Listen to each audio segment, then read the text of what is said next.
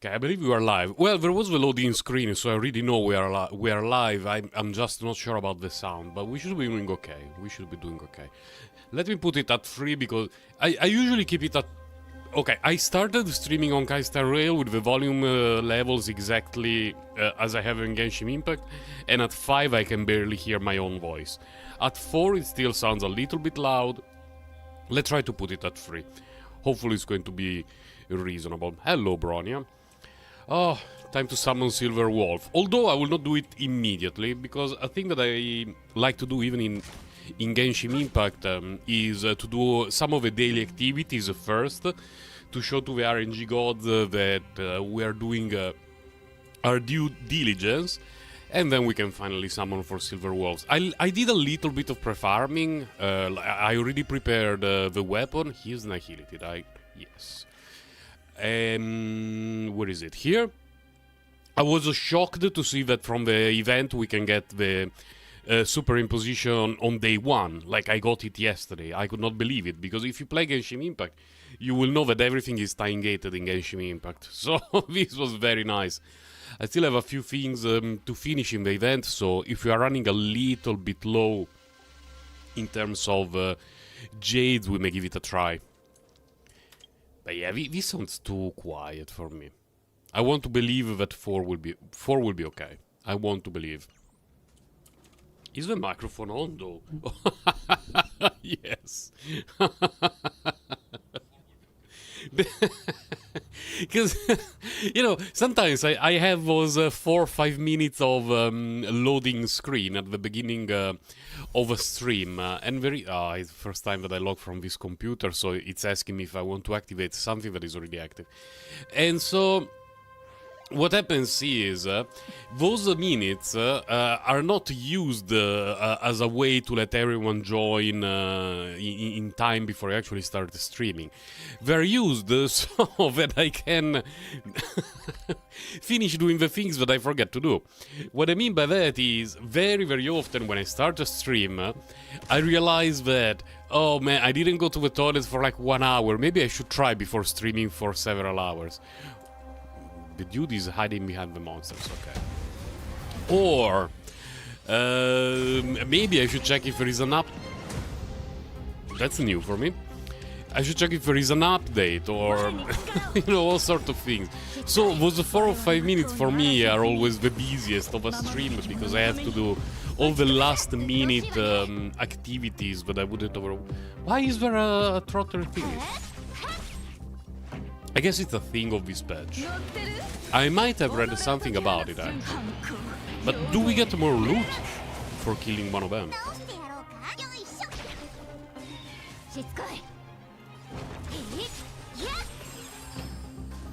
Look into it. Well, okay, these 2 dudes are whatever. So we got the achievement, which is nice. But what about... like resources, anything? Lost Trotter? What? During battle, Trotters might accidentally enter the battle as a result of being lost. Defeat the Trotter before I'm away to obtain bonus rewards dropped from other enemies. Oh, whatever. It's very underwhelming. Very, very underwhelming. Ghost of the Past. Yesterday it was an old man. Oh, she's so sad. Where did you go? You're waiting for your mom and dad. This is not a very good place. They said that they will just be gone for a little bit. They will be back in a flash. They said I should be a good kid and wait for them here, but they're still not back. How long has it been?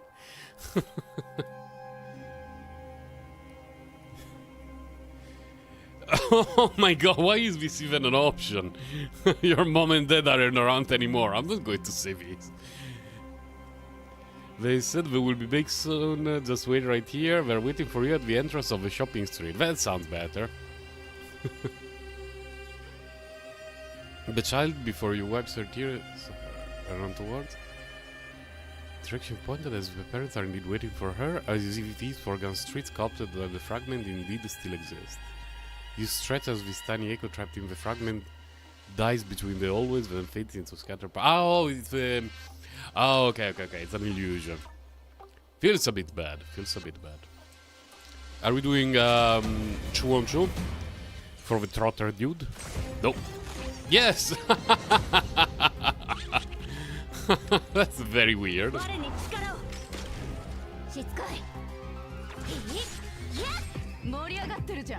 It's really relevant for me. I guess it helps people who do not kill monsters very often and are a little bit short on materials, but as someone who does the full farming route almost every day, these trotter dudes don't really help me that much.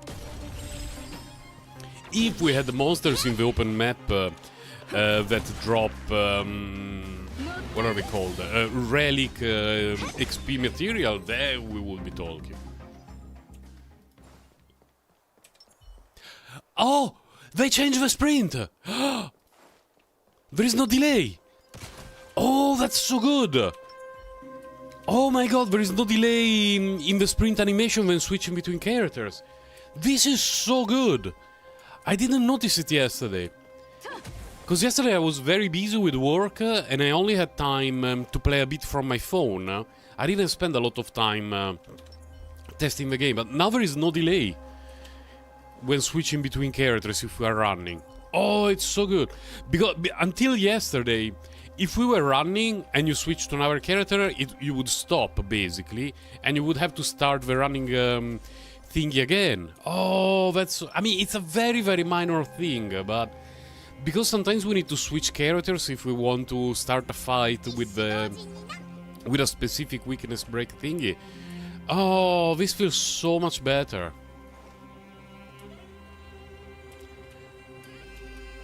Hello, Galarexia, long time no see. Yeah, finally. What about the chat delay? That one is still a little bit random. And I noticed that usually my delay is around 10 seconds. More or less.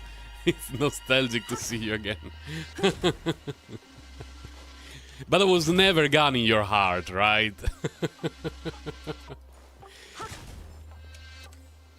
But currently the delay, I noticed, is around 10 seconds. If I type something in the chat from my phone until the time it actually appears. So it's not too bad, not too bad. I mean, 10 seconds is actually pretty okay. It's not something that I set up. Complete Calyx, synthesize material, enter combat by attacking enemies' weakness. Well, let's do it, I guess. So we complete that thing, we get some extra jades.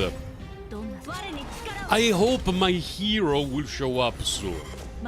And my hero knows who he is. My hero is the shape of a spud, basically.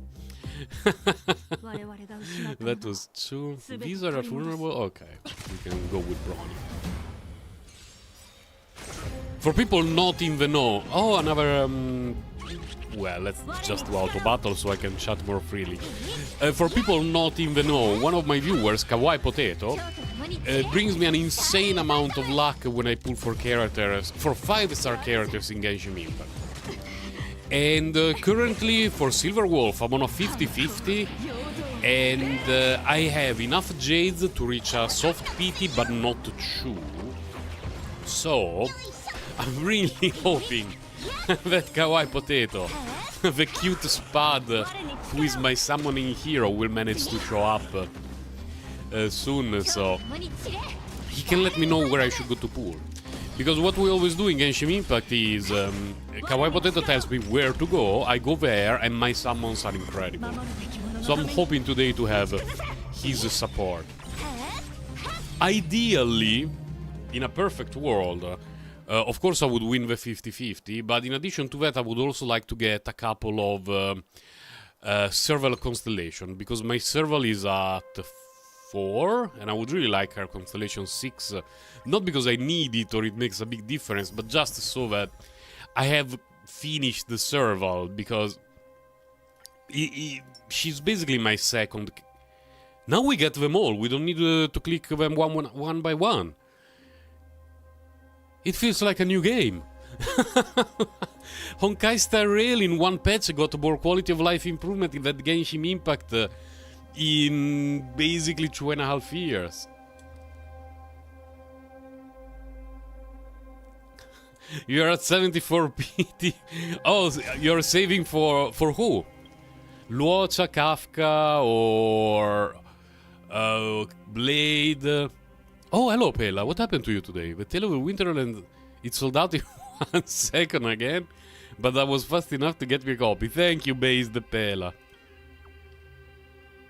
Saving for Kafka, the true electro mommy. I approve of your plan.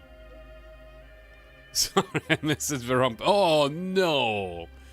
Can you give me one as well, please, Pela? I'm one of your biggest fans. What do you mean you got that for my friend? I am your friend. A set of a Tale of Winterlands.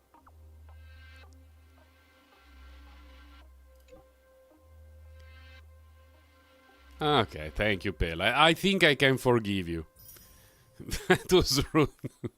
No, I cannot give it to you. I bought it for a friend.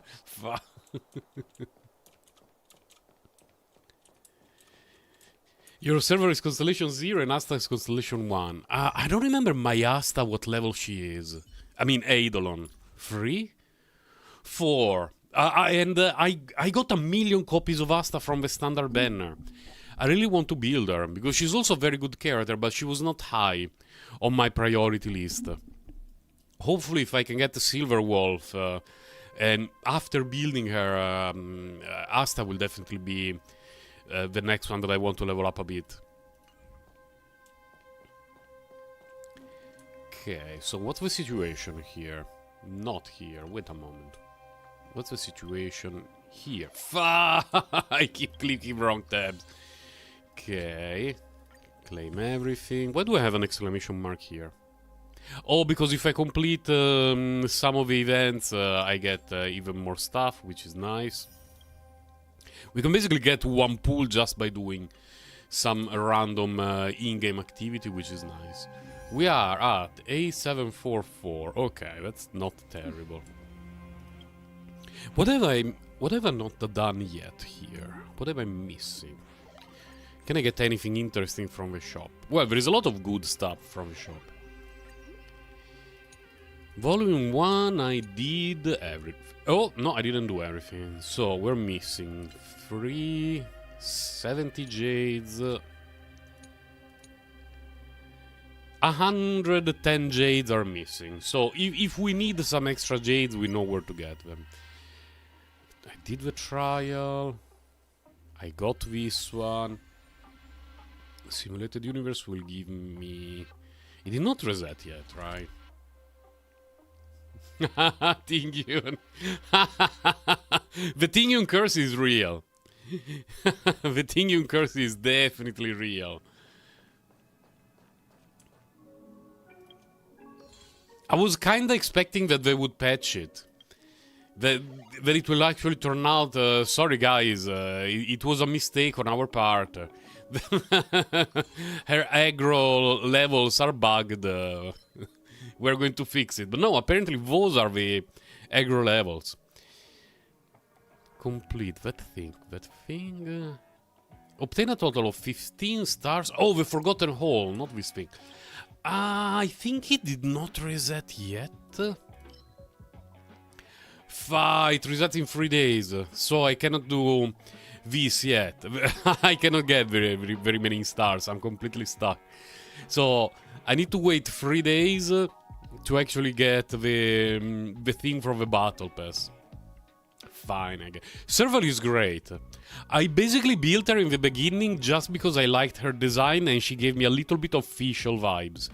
But it turned out that she's very, very good. Not just, yeah, it's okay. She's very, very good. I was really happy. She was part of the reason why I decided to skip Jingyuan. I don't want to use that yet, because getting or not getting Silver Wolf might actually make a bit of difference.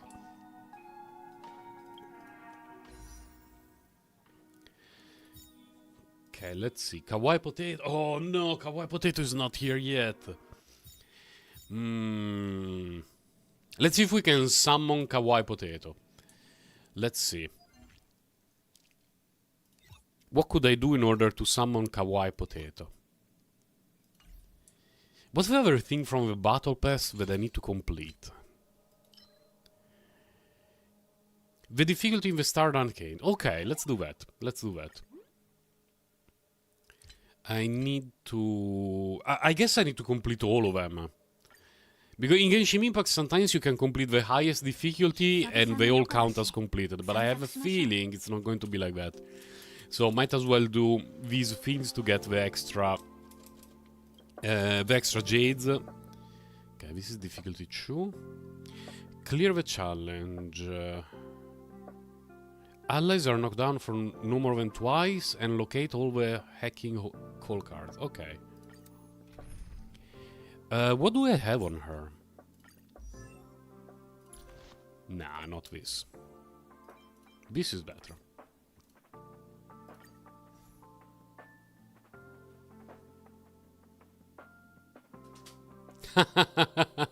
Well, we kinda got one in Genshin Impact. She's not very good, but we got one.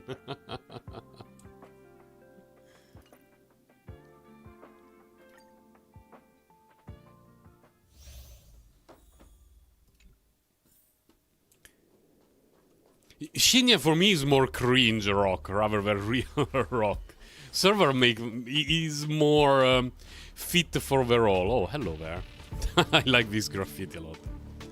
Kawaii Potato! No, you're not late. A hero always arrives just in time. I did not pull anything yet. I was waiting for you. And the funniest thing is that no longer than 30 seconds ago, I said, let's do something to see if we can summon Kawaii Potato. I will do this thingy, this event. And you showed up. That was absolute perfection. This is the most meta thing, by the way. I cannot believe that I can skip all the trash, pointless fights because I pulled for Sealy, who is invisible to monsters.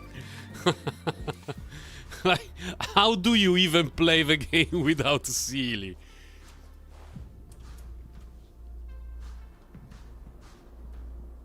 Yeah, it feels extremely awkward when she does it. Wow, the game really wants me to know that there are a lot of graffitis here. There is dude, man, there's so much stuff to walk through.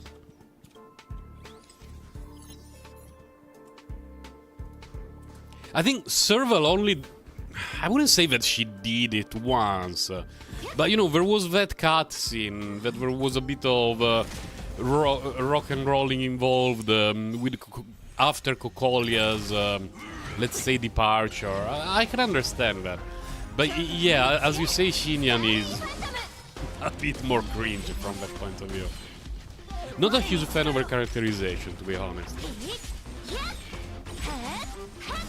You got Bronya super quickly.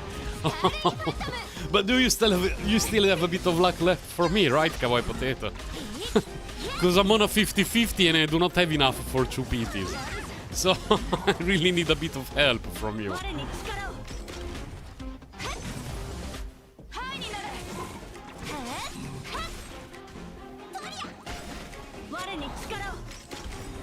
I'm sure that I can guarantee her by the end of her banner.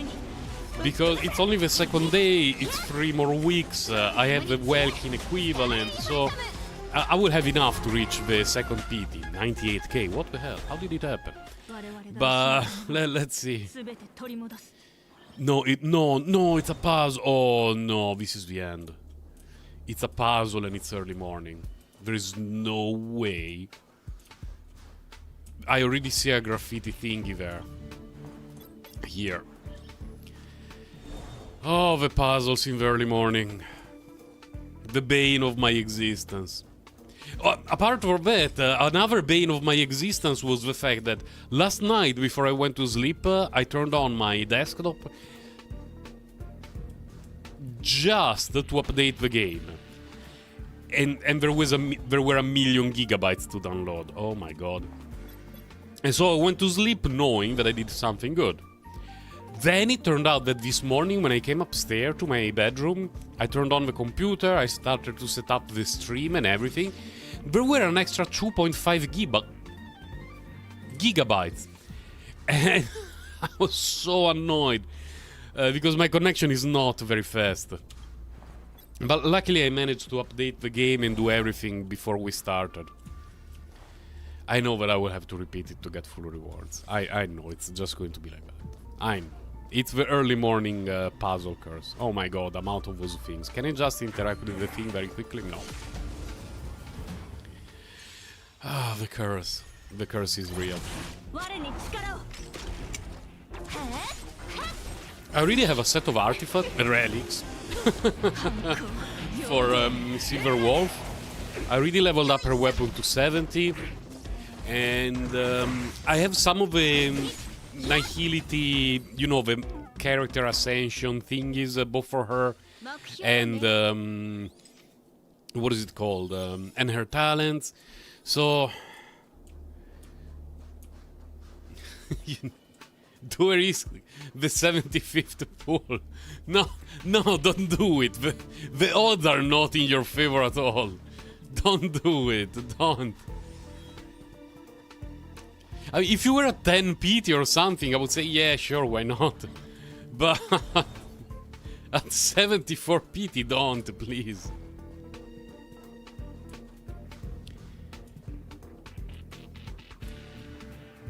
Excuse me?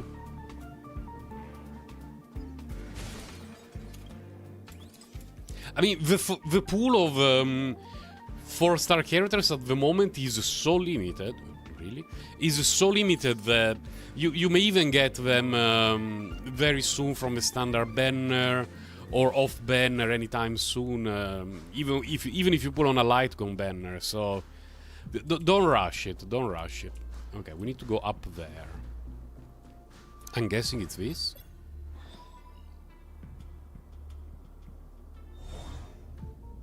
What? But I want to go there. Oh, I understand the thing. Okay, okay. Man, these things in the early morning for me are basically a war crime. Can I get this thing first? No.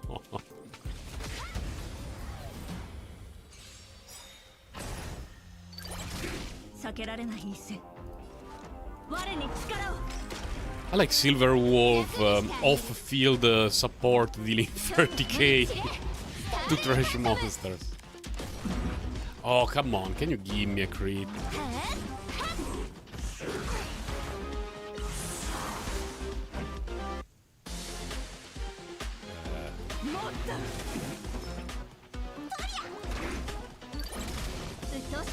Oh my god, that thing.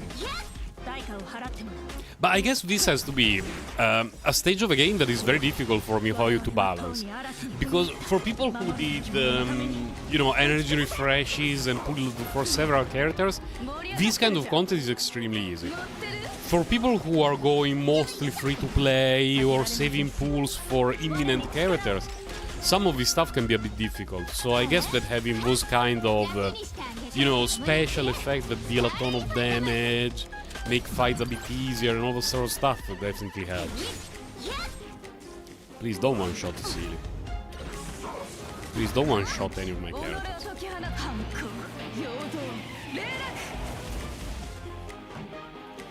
Don't.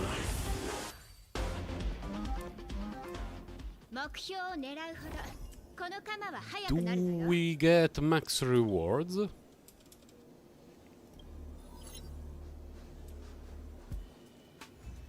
Let's see. Yeah, we got all of them. Nice.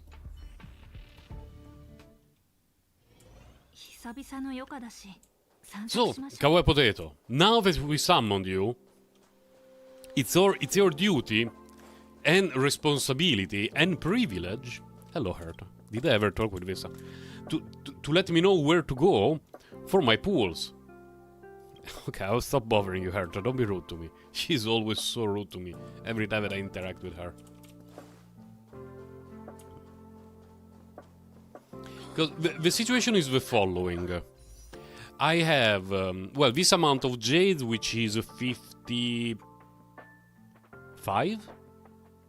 Yeah, I believe it's 55 pools, plus 8, 63. Then, from here, I could buy another 30, basically. So it's close to 100 pools. And you would say, but that doesn't sound a lot. But I'm basically halfway through.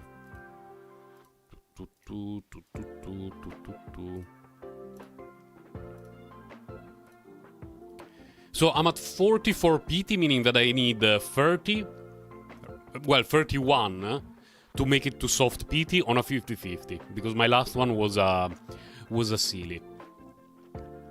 And I have close to 100 pools, meaning that, yeah, by the end of the banner I can definitely guarantee Silver Wolf, even if I lose the 50-50. But I would prefer if that was not to happen. Ideally, I want 2 copies of Serval, because mine is Eidolon 4, I want Eidolon 6. I don't care about Dan Heng, I'm sorry Dan Heng. Maybe I will care about your 5-star version, but for now, I don't have any plan to play Dan Heng. I wouldn't mind to finish Asta. By finish, I mean getting the last 2 Eidolons as well. Because I'm at Eidolon 4 on her. And I believe her 6 is pretty good. I believe Asta's best constellations are 4 and 6. Let me check. 4 increases the generation, yes. And she loses fewer stacks, yeah. So basically it becomes permanent. Based on Asta peeled. And, well, since Potato is driving and we want him to have a safe driving experience, I guess I could do the other stage as well to get even more Jades. Because the closer we can get, the happier I am.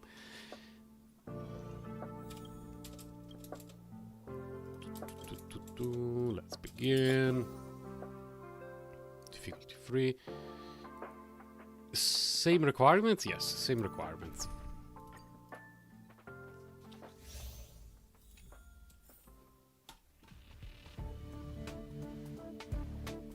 Oh no, not the puzzles again.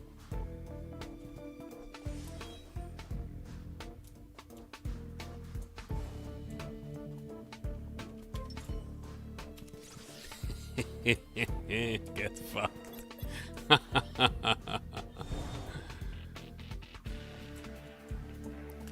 Okay, what's the deal now?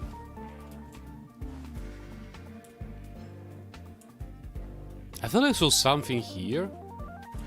I was hallucinating, so no big deal. There was nothing back there. Okay, we have this thingy. Please don't aggro me. Nice. No, no, no, no, no, no, no, no, no, no, no, no, no. Fine, I guess.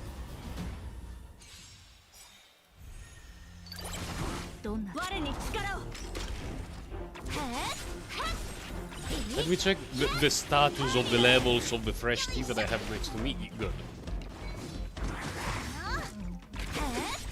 Ah, fresh tea in the morning, right when I start streaming, is the most important thing by far for me.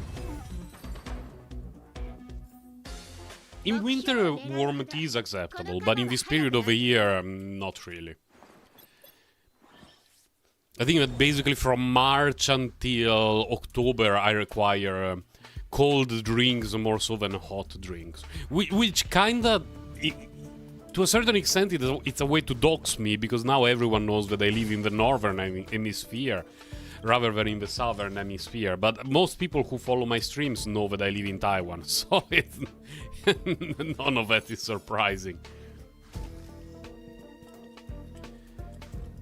But I've not found any of the special graffiti thingies here. You're not going to make me backtrack all the way for a graffiti that is hidden behind something, right? It's totally not going to happen.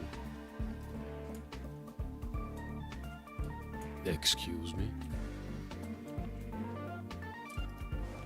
Oh, I need to go back at the entrance. Oh my god.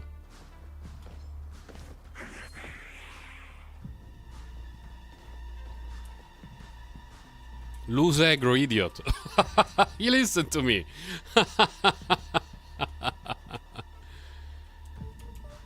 So you're telling me there is none, like not a single one of the special graffitis here? Really? Huh. Okay.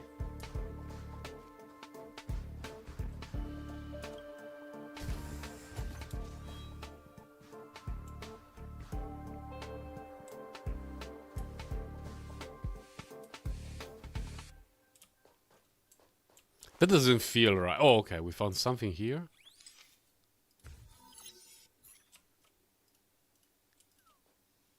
Yoink. I like that sound. Pew. Why is that on upside down now? Did I miss something in the other side?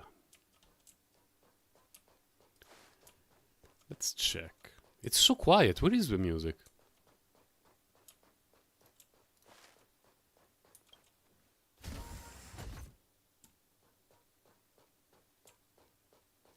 There is no music. I didn't do anything.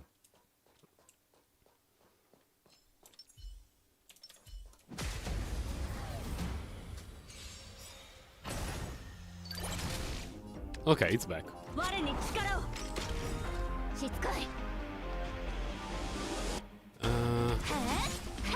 Oh, I forgot to use the...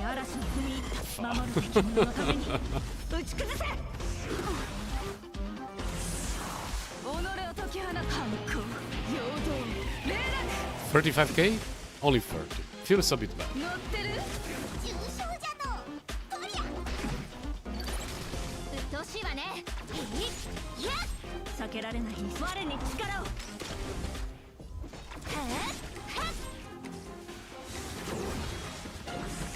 No!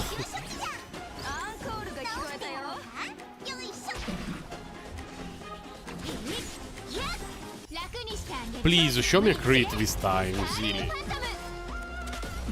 Okay. It was not a lot of damage, but at least it was a crit.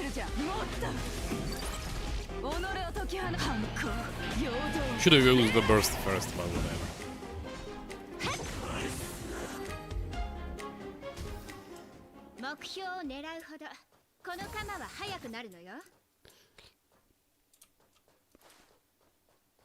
I always got this habit of checking behind me while going through, you know, this kind of weird puzzle event where you need to look for things, because at the very beginning of Honkai Star Rail, on the Herta station, there is the Wababo quest, and part of the things in the quest are about finding small Wababos hidden here and there.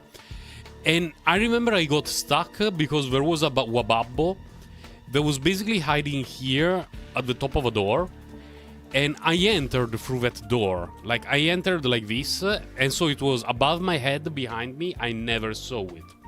I had no clue it was there. I spent at the very least 20 minutes looking for it, thinking that it was bugged or that anything weird happened. And then it turned out that I knew you were here, piece of garbage.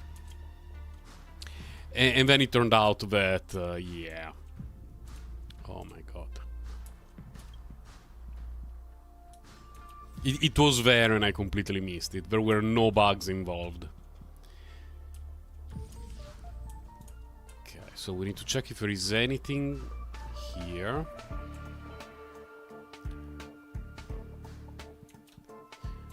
Ah. But so what's the point of the door? Of a...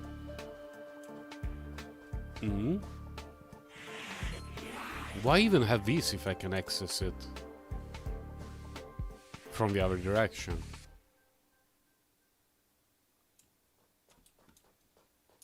Let's have a look around. Like, I don't see the point in this.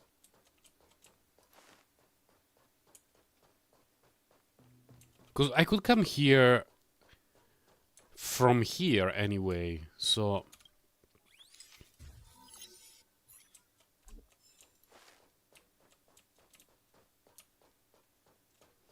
Then there is the thing to get there.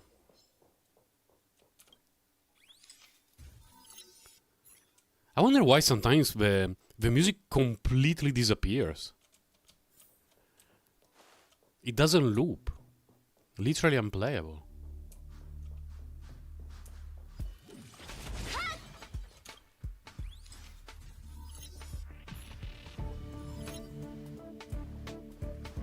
Okay, so we got all the hacking cards. I guess we can go to Big Dude for us there.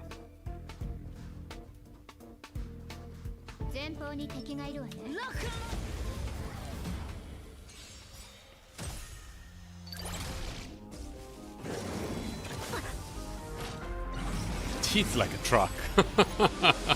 I was not expecting it. What the hell?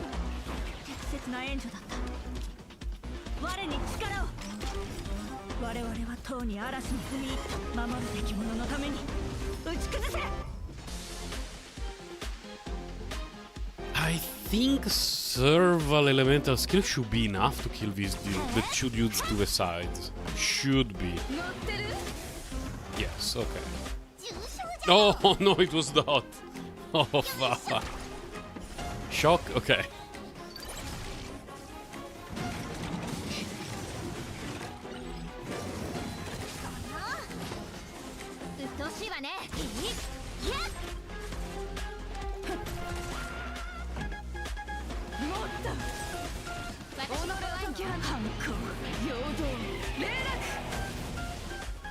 Please, Zelia, crit. I'm not asking for much. I think even a crit may not be enough. Those are a lot of hit points. Yeah, it was a crit and it was basically half of what we need.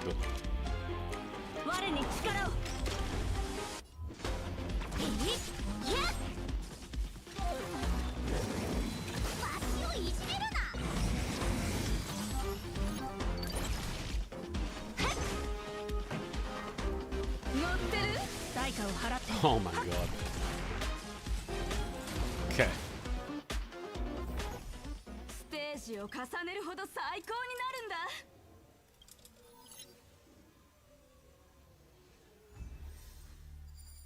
Got everything nice. So we only have one more to clear.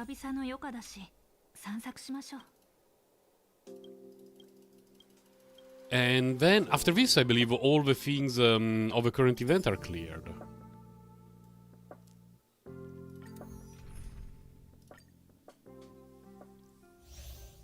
I really hope the traveling around will not be too toxic.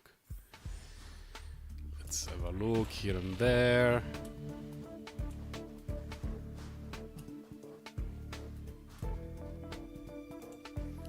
Fine. Don't want to use Zili's talent right now. Technique right now. It may be more clutch later to avoid some very annoying and long fight.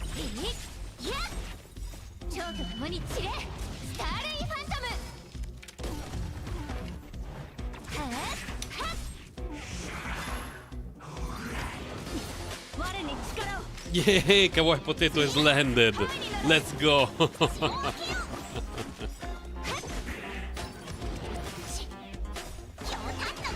So which place would you suggest me to go for pulling?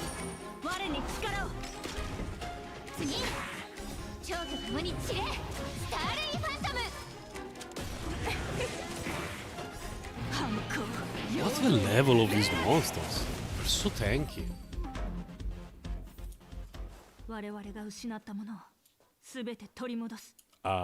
Excuse me?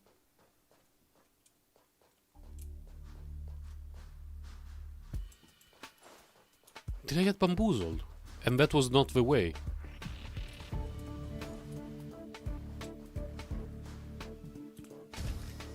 Oh my god, it will eventually be the way. Illusions of the past.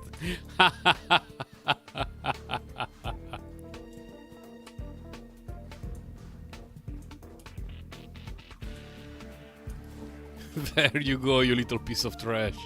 Oh my god, I really got bamboozled. In general, I would say that I prefer the Japanese voice acting for most characters. Most. English Sampo, I like him a lot. I wish that I could have English Sampo in the... Oh, hello. English Sampo in the Japanese voiceovers, but that requires a technology that is far too advanced for MiHoYo.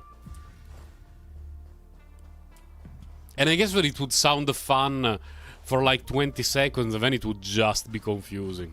So I would probably only use it for 20 seconds. 10-year-old you would think that it sounds cool, yeah.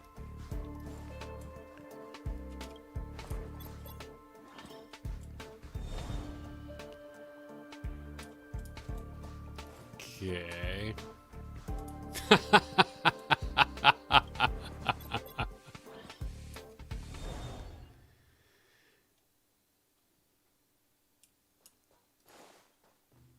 Yo, Maret! my summoning crew is almost complete now. I think the English voiceovers are pretty good in general. Just I have a slight preference for the Japanese ones. It's a bit like in Genshin Impact. There are some in English that are amazing, but on average I prefer the Japanese ones, so I stick to the Japanese voiceover. But I really wish that I could have English John Lee Child and a few others all the time with me. Like, not just in Genshin Impact, but like their voices following me and narrating my life as I go through it. There has to be something here. There is no way that they didn't put anything here. Not yet, not yet. Fear not, Maret.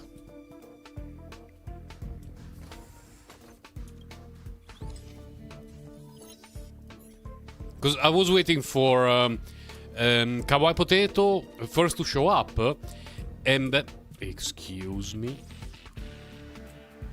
Excuse me? And then to actually arrive home. Oh, there you go. But we did our due diligence. Like, all the required activities, we completed them. I did the daily... the commission, the mission, whatever it is. And this is the last stage. This is difficulty 4 for the event. And after this, the event is done and I can get all the jades. So we have a few extra resources. Probably 1 or 2 pools, I think.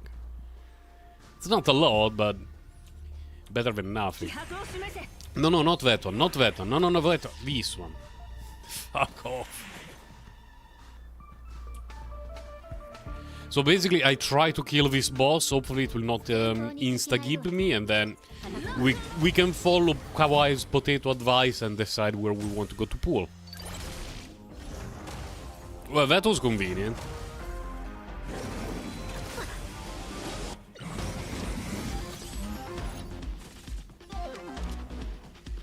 Next to Skrulun's portrait as Herta. Oh! Oh, so I need to have a Herta on the field? Okay, okay. I like the idea. That sounds very meta. Very, very meta.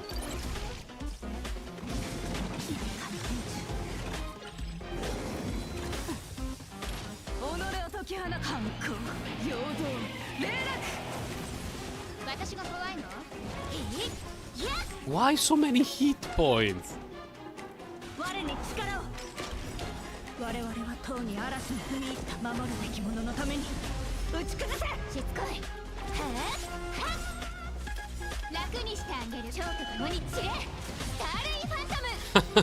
Skrulum is great, but I don't know if he's going to be 4 or 5 star. Wait, it's not over? Overcome the final obstacle. Oh my god. What do you mean overcome the final obstacle?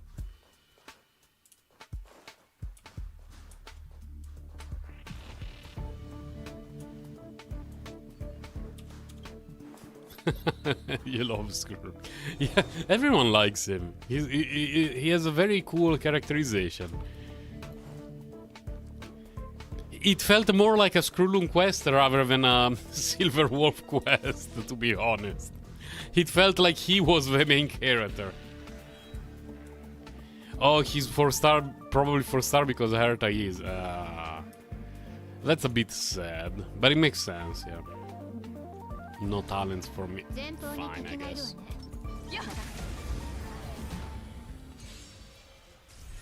He's so no double. He's so polite.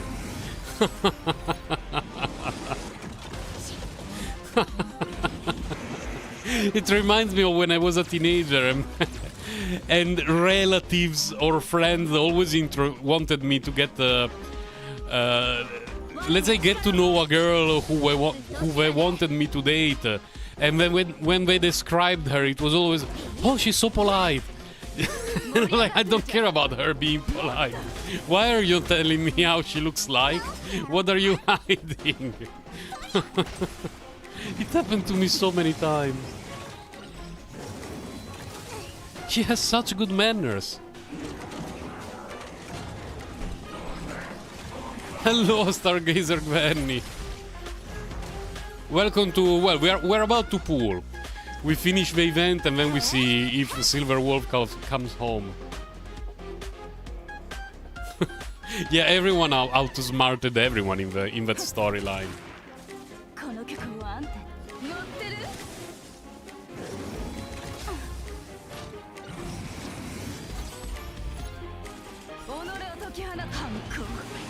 So 54 hit points is not very good. Thank you. I will need a bit of luck. Let's try to kill this one. Please crit. Silly, for the love of everything that is holy, thank you. The worst bounce is possible, but fine, I guess. Okay. Actually harder than I expected. Leonard, you filthy, disgusting fetishist, staring at Herta's portraits in the station. Absolutely degenerate.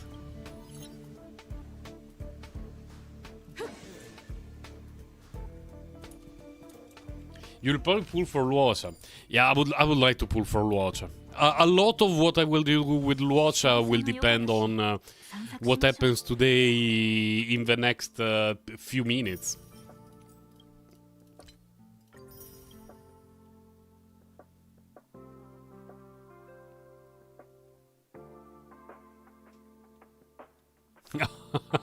Otto is a must pull.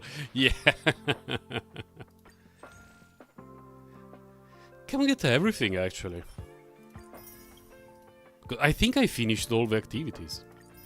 Oh, we can get 10 of these, that's great!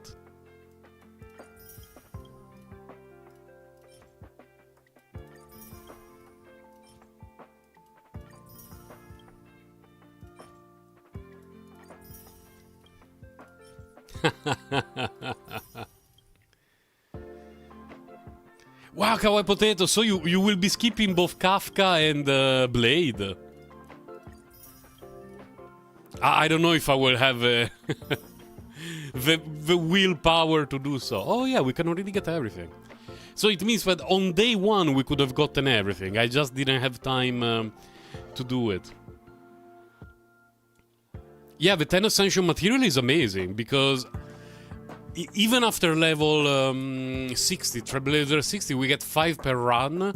So getting 10 from the activity basically saves 60 energy. That's very, very good. And I think I can get an extra pool from the Battle Pass now. Let's see. At 20, yes, we get an extra pool. Not sure yet. I don't know if I will need these. Can I get the... Yes, okay. So for this I will wait. Let's see what happens. Let's see what happens. So according to Kawaii Potato, who is my summoning overlord, we need to have Herta on the field. Here. Then we need to go in her office.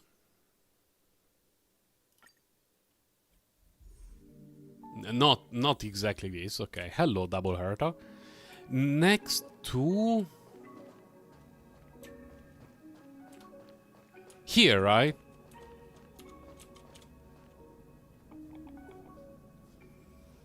Is this the location that is approved by Kawaii Potato? Let's see the others.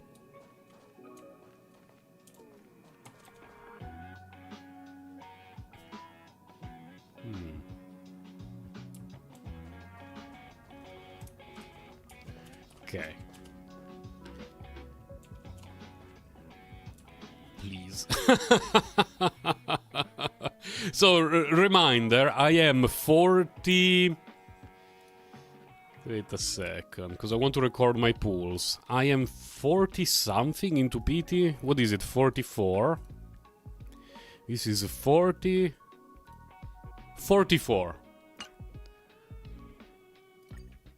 I will do single pools. In this game, single pools are a bit painful, but because in Genshin you can almost immediately tell the color and everything. Here, for me, it's not immediate yet.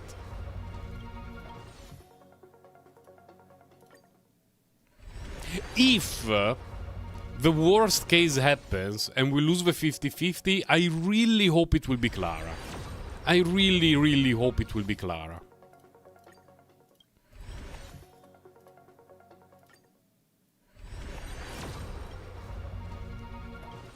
Don't see a lot of shininess in these tickets yet. And please, show me Serval. Fushuan is adorable. Yeah, she's great. She's so tiny. We need a Fushuan, Pela, Bronya, Silver Wolf, and another small character team. Nothing yet.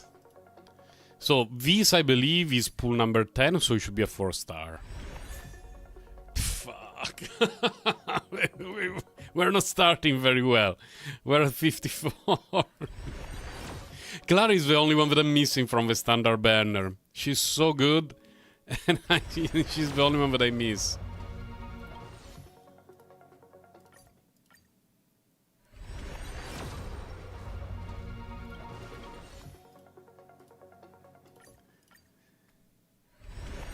There is someone who told me a very important thing about doing 10 pools. I always do single pools, first because I like the process, and second, the process lasts a bit longer, and it's easier also to keep track of how many pools I'm using if I do single pools. But if you do a 10 pool and by chance you get more than one 5-star, it gets people mad.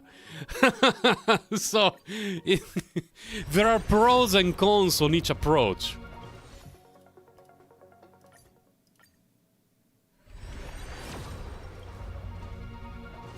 Not very shiny. Just give me a couple of servals, come on. Ideally choose servals through Astas. Stop the off-banner Lightcon nonsense, please. Oh, that's okay, that's okay. Good. Not my ideal, but I can appreciate an Asta constellation. Eidolon. I will never get it right. I will never get it right.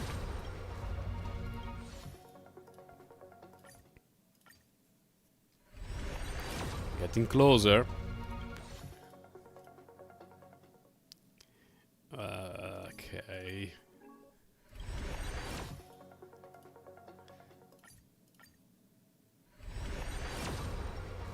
No shininess for us. I will eventually get it right. But right now, if I think about it, I get it right.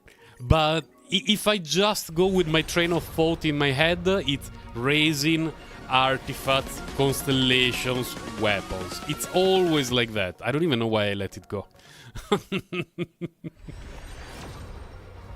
No color.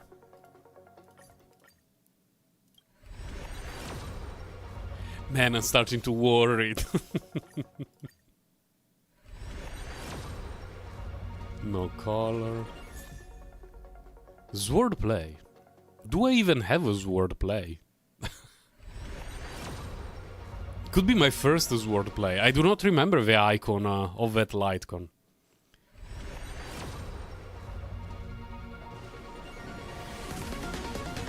Adapting my terminology to ZZZ as well. Maybe for ZZZ I will go back to raising... Oh! Whoa! Please. Please. Silverwolf. Clara would be acceptable, but Silverwolf, please.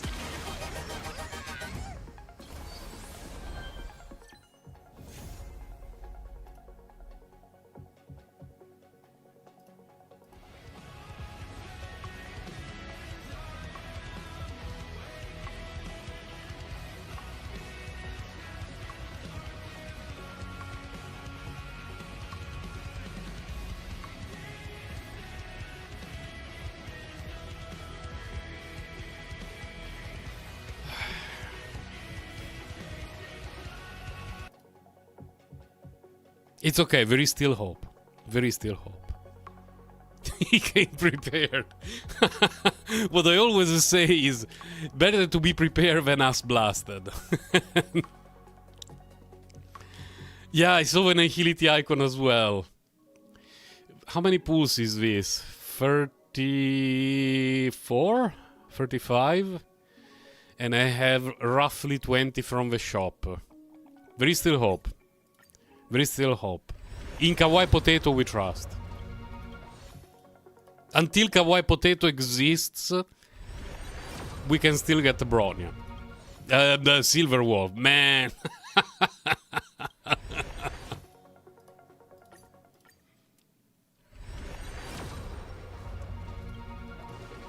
Everything could be saved by an early 5-star. Early 5 stars are the best.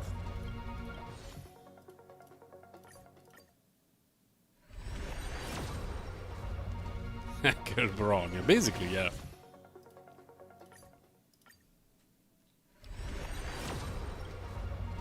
I don't really want to make it to... Okay, good, good. We're at 5. So you're telling me there is a chance? Yeah, the chance is there.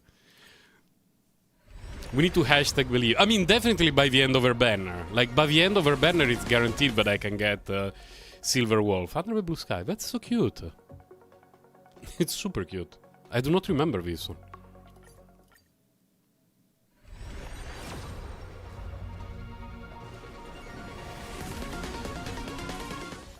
Yeah, your early pulls were incredible.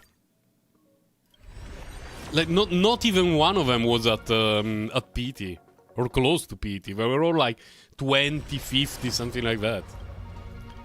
Come on. So right now we are I'm at 5 both on Asta and Serval. So either of their constellations would be great, meaning that the next 4-star is going to be Danheng, guaranteed. Literally guaranteed. I could bet my left nut on it. And I can say that because I no longer have it. Haha, no, it's not true. But it sounded funny to say it. It's going to be Danheng, I'm sure of it. There is no way my next 4-star is not going to be Danheng.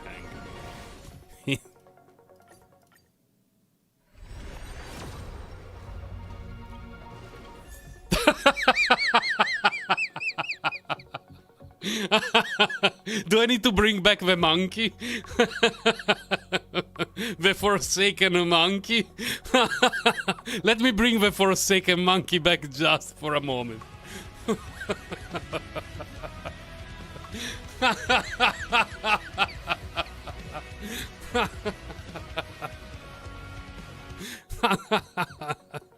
It was guaranteed. Like, the chances of this not happening were literally 0. Come on.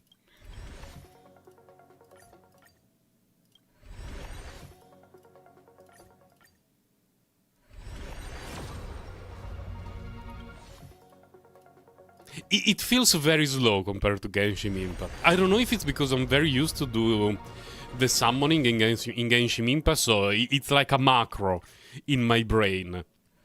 But here the animation and everything feels way slower than Genshin. This, by the way, is the first time that I pull on the stream for Honkai Star Rail. Oh, hello. No, the next one is going to be Danheng again. Oh my freaking god. Oh no, Danheng. Why are you doing this to me? Just because I'm not building you?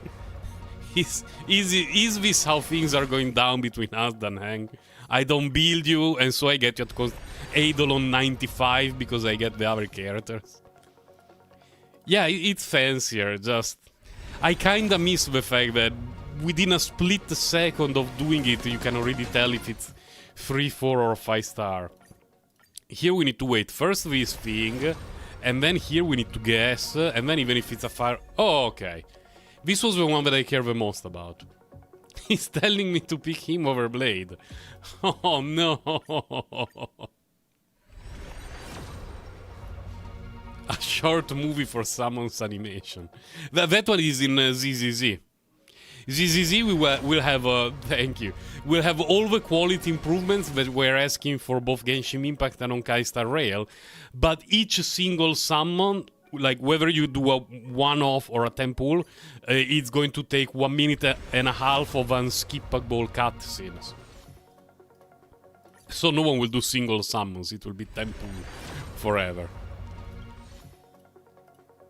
Oh my god! We have 2 pulls left from here. Is it over? That's okay, actually. I use this. Although I do not remember if the one that I have is super in position 5. We shall see. We need to go to the shop to do some conversion then. Wait a moment. Can we get anything useful from here? I believe 22 doesn't matter. Well, I mean, it's good, but it doesn't matter right now for what we're doing. Because I will not be getting another pool until 30. But what we can do is we go to the shop. And we convert some of that stuff here. Let's start with 20.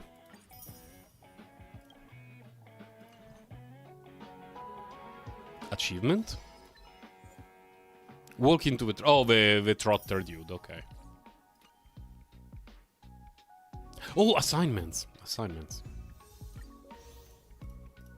So in ZZZ we will definitely have claim all, dispatch all in one single button. Because we don't have anything like this in Genshin Impact. We get claim, dispatch one by one in Star Rail, and it will be even more convenient in ZZZ. Why do I have characters? Oh, for the Eidolons. Let's activate them. Yoink. Yoink. Then... what does it even do? After he uses his ultimate, his abilities are enhanced. The next 2 times he uses basic or skill, deal additional damage to a target equals to 50% of his basic attack damage multiplier or 80% of his skill. Hey, it's not even a bad constellation, just... I would have preferred this Silver Wolf. Oh, I'm missing one here. And he's already at 6. Yeah, the weapons are very expensive. Very, very expensive. And I think the only one that is worth buying from the shop is... this one definitely for Bronya, just because it synergizes incredibly well with Bronya. This one is really, really good for Bronya. And even the one for Jeopard is great. Really, really, really good. But the others, easily replaceable and not really worth it. Let's keep trying. Let's keep trying. But for Bronya, I don't know what they would have to come up with in order to release a 5-star Lightcon that for Bronya is better than her signature. Because most of the characters from a standard banner in Genshin Impact, their their best in slot is a limited weapon from other characters. It's someone else's It's someone else's signature weapon. But for Bronya, I don't know what they could come up with.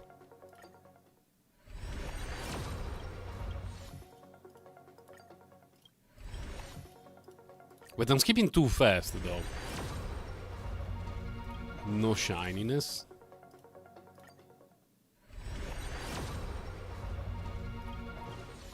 Yeah, the Jeopard one is well, it's amazing on Jeopard. It's okay even on Fire main character. It's pretty okay.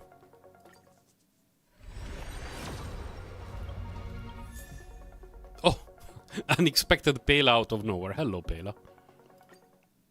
That's an extra pool. Because I already have Eidolon 6 for her.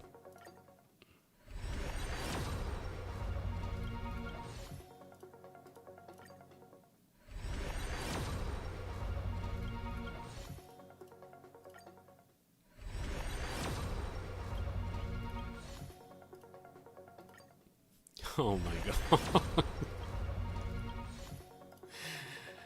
god. I'm starting to have a bad feeling, guys. I know I can buy a few more pools from the shop, but the bad feeling is still there.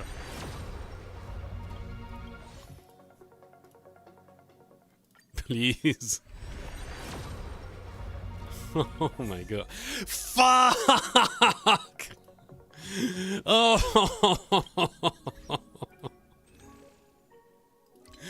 Why is it always done hang? Let's get another 10.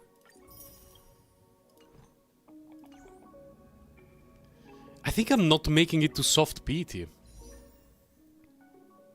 Daneng is trolling me so hard. Yes.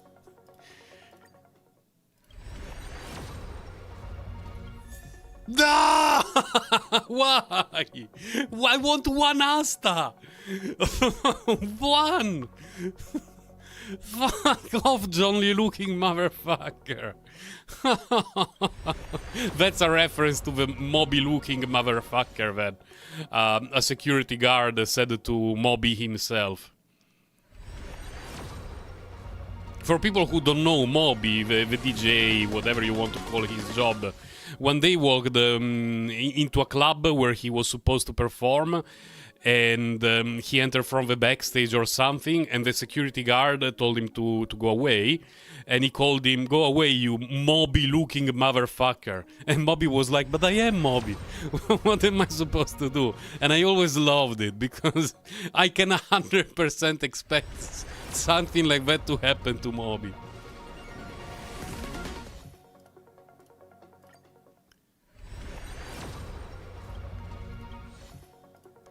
Luocha, I also have a bad feeling about your banner a few weeks from now.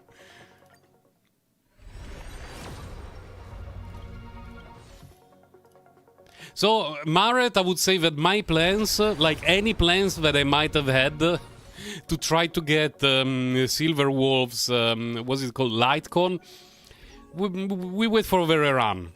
I think that is going to be my plan. 6. I think 6 is exactly the amount that we need. Let me do the math very quickly in my head. Yeah, 6. We need exactly 6. Now, I'm not saying that I... Good. Oh, this one is good. Now, I'm not saying that that's a completely random number that I made up, but if number is... Oh, finally. If pool number 6 turned out to be Silver Wolf, that would make me very happy.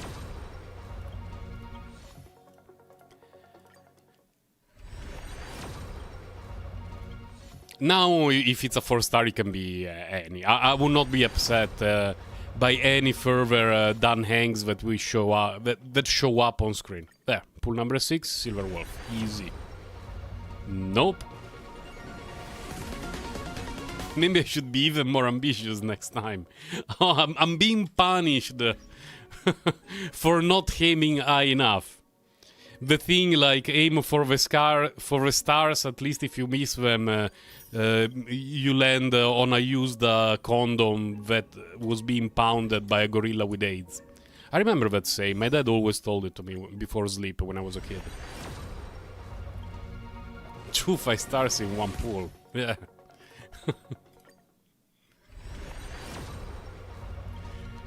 Oh my god. Really? These are the last 2 pools. I have 0 left over after this.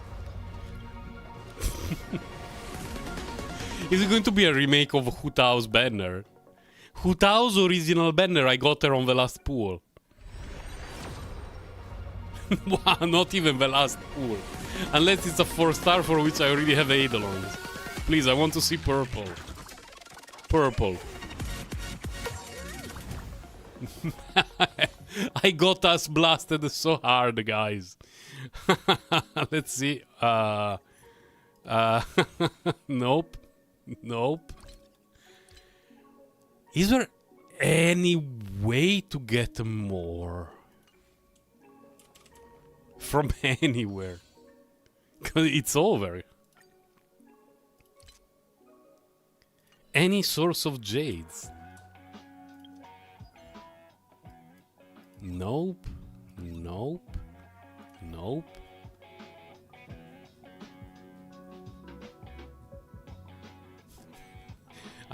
I will have a sip of tea while I try to recover.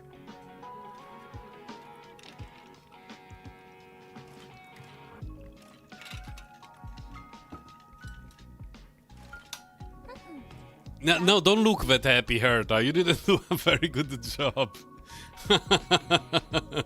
No, you're not exiled, Cowboy Potato. I blame Herta. I blame Herta. Or maybe your powers are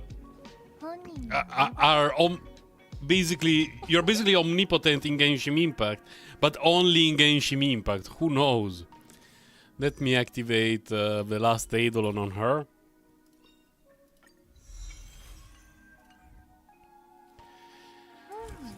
What the hell is this? I was not expecting that.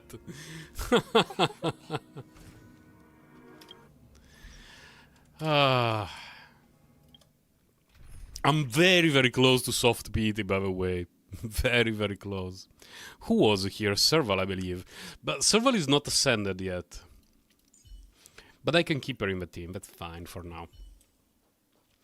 I need to use the energy. I didn't use it yet because I thought, well, if I get Silver Wolf, maybe I will need to use the energy for the traces, the talents, whatever. So let's just run a few caverns of corrosion.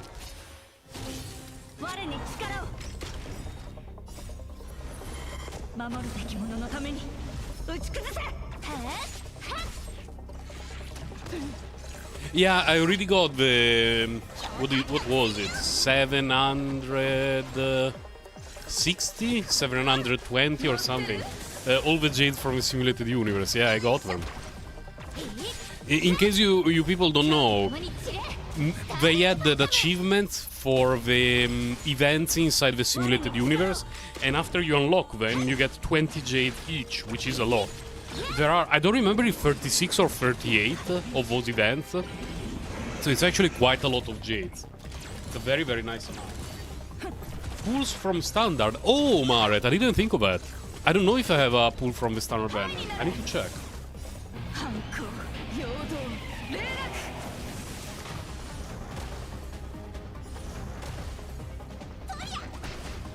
It was a jade, man. Yeah, and it took basically 20 minutes to get them, because I have to click one by one, confirm that we clicked, confirm that we want the jade, then move to the next one, confirm that we want to click.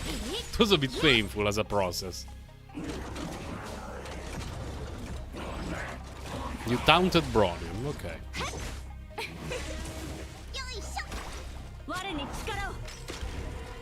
Now, yesterday I went to watch the new Transformer movie, guys.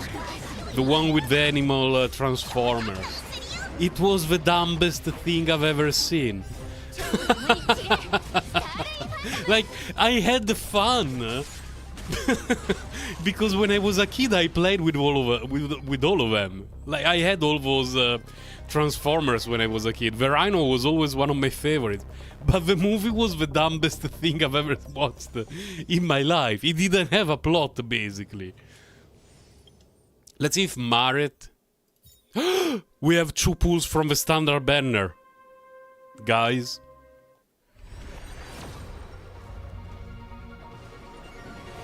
We are saved, maybe.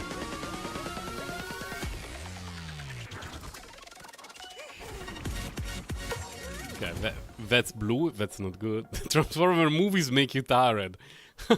No, Hori Halcon. I ran out of everything, and Maret just suggested to see if I had any standard pulls, and I do, in the hopes of getting a 4 or 5 star that will give me the currency that I can use at the shop to get an extra pull. But the odds are not exactly in my favor. Oh, it's purple. No! Cock blocked into oblivion. If it was a character that I already have, it would have been everything that I needed. The cock blocking today is real. Scraping the bottom of the barrel. Yes. How many do I need? I need 80. And the daily login, I already did. Oh, wait a moment. Emails. Did I already get all of them? I got all of them.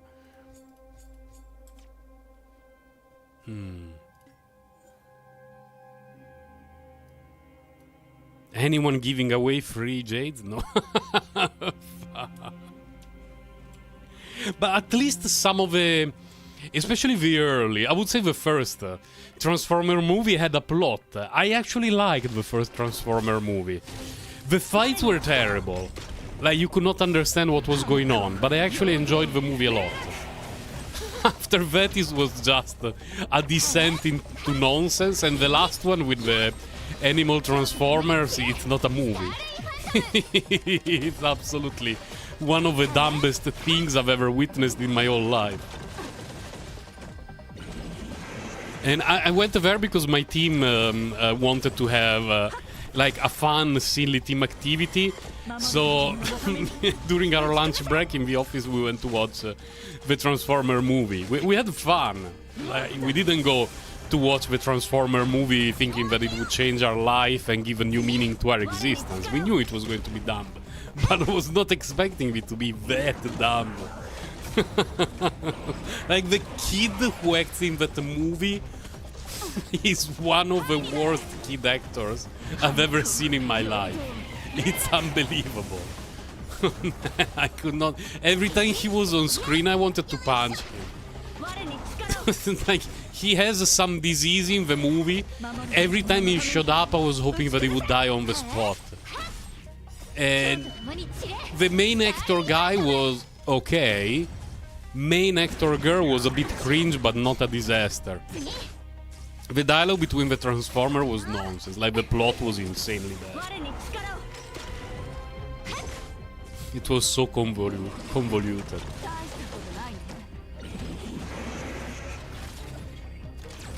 And I don't like the fact that the bad guy wants to destroy the world. Why? Oh, because he does that. Man. And to stop him, we need to find the MacGuffin number 85 of the Transformers saga, which is different from all the other MacGuffin. My god. It's exactly like all the previous movies, just some different Transformers and the actors are different. It's so dumb.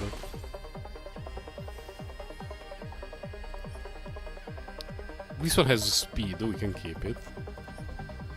This one can be good. Let's keep it. Everyone has a mega... Yeah, and they're basically always the same. It's incredible. In the beginning is always, you know, the cube thingy. And this time, instead of being a cube, was essentially a dildo. And then it turns out that the dildo had actually been split in half. So we had the two MacGuffins this time. We're not expecting that, huh? Yeah, that director really subverted our expectations. We thought they had to go after one thing. But after they find it, 40 minutes in the movie, it turns out there is a second one. That's an Oscar coming. I can see it coming. Man, it was so bad. It was so bad.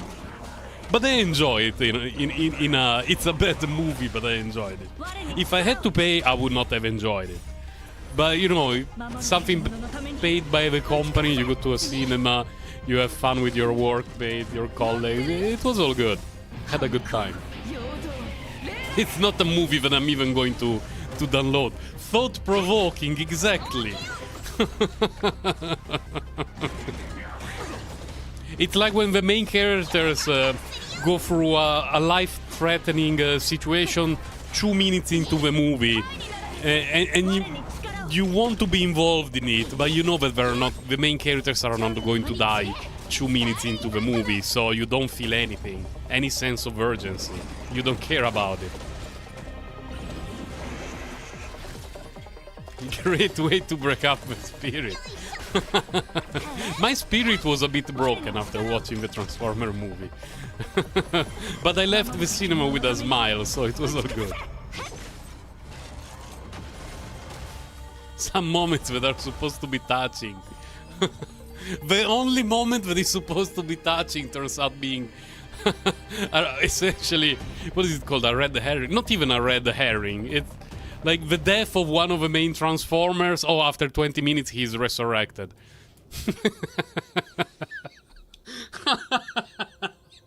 And they try to make it a very touching movie with like a slow motion, dramatic music and everything. And when the Transformers is lying dead, completely disabled on the ground, there is a discussion, and like Optimus Prime is asking the other dude, can we bring him back? And the gorilla, nah, I feel dumb just saying it. The gorilla is like, no, it's impossible to bring him back. Unless... And that unless happened 20 minutes later. Like, fuck.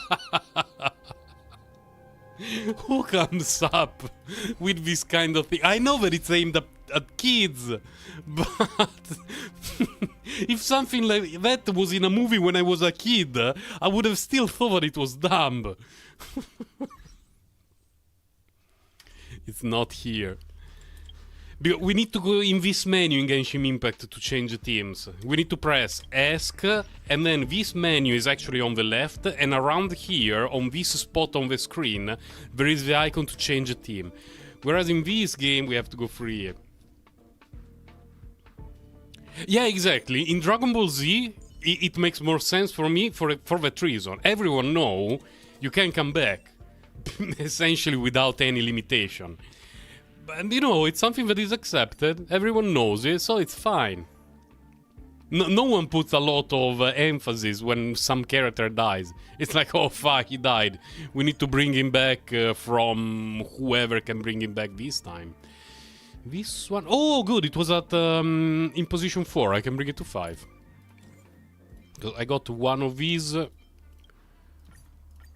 get it to 5. 100% chance is better than whatever it was before. 100% is good. What else did I get? Well, I know that one. I recognize it. I got this one, which I do not remember. Destruction increases attack, increases crit rate sometimes, occasionally, so it feels like garbage. And this one I do not remember it. If you keep hitting the same target, increases damage by 8%. Like when you get really pissed at someone specifically. That's why she's so pissed in the icon. I like it. Silver, yeah, you can get it and fully impose it.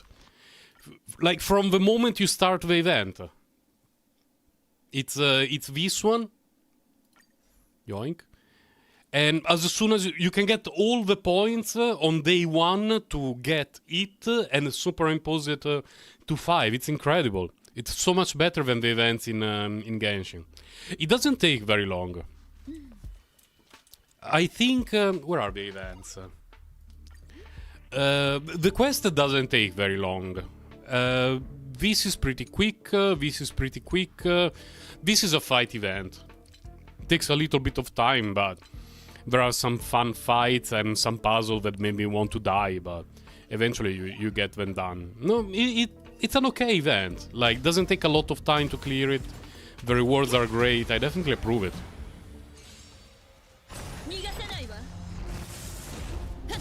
Oh, and back to the topic of Transformers the movie.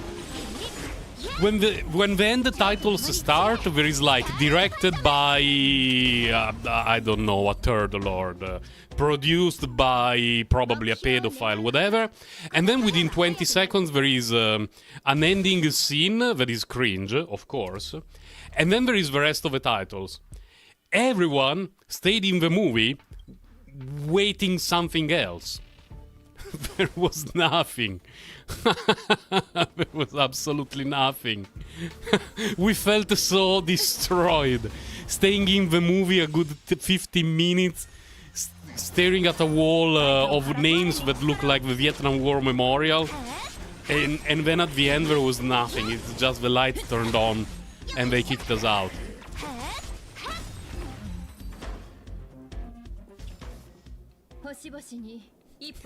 Not really puzzles, Maret, but you know, go here, go there, activate this thing, activate the other thing. It's early morning for me, it's only 9:30. I barely feel like a human being right now. You need to give me some slack. Oh, hello. Hello, dude. Yeah, we were waiting for the post-credit scene that never happened. We kind of felt relieved. But when they mentioned that basically there will be the spin-off Transformers into G.I. Joe, I kind of had a bit of vomit in my mouth. Thinking about the level, the quality of the future G.I. Joe movies. I was like, I guess that's where we are at in terms of mankind evolution. But change this thing. I don't know if it only changes when there is the piggy, or if it changes even for fights without the piggy. Let's see if I can pay attention to it now. I cannot believe the Transformer into G.I. Joe setup. Okay, here we don't have the piggy. Let's see if the rewards look different. No, oh, okay. So when we fight the piggy, the rewards have the thing surrounding them. And I did not hear anything about the G.I. Joe movies until I went to watch Transformers yesterday. I did not even know they were a thing. Basically, we are doing the DC universe, but Transformers and G.I. Joe. I do not remember them being heavily connected when I was a kid. Like, Transformers were their own thing. G.I. Joe were their own thing. I don't know if over the course of the years there were cartoons, books, movies that connected the two universes, but when I was a kid they were different. If I went to one of my classmates in elementary school to play G.I. Joe, we were playing G.I. Joe. If we wanted to play Transformers, we were playing Transformers. And if you went to someone's home and said, yeah, oh, you're playing with G.I. Joe, let's also add the Transformers, you were getting beaten up. That was reasonable for you to happen. So I don't know who came up with the idea of doing that cursed crossover. Maybe it's canon, I have no clue. Maybe it's canon. In my head, it's not. And there is literally zero chance that G.I. Joe movies will be any good. Literally zero.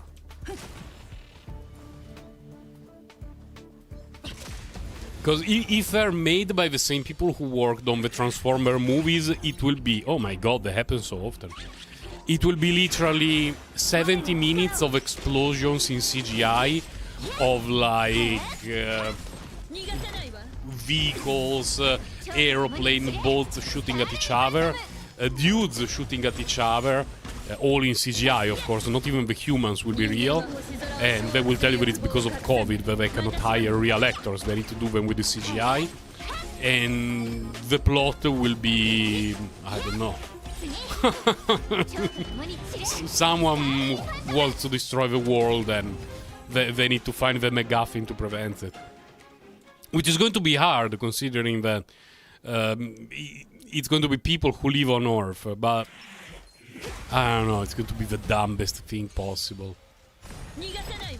I'm definitely going to download a totally legal backup copy of the first G.I. Joe movie when it's released, though. I'm curious to see it.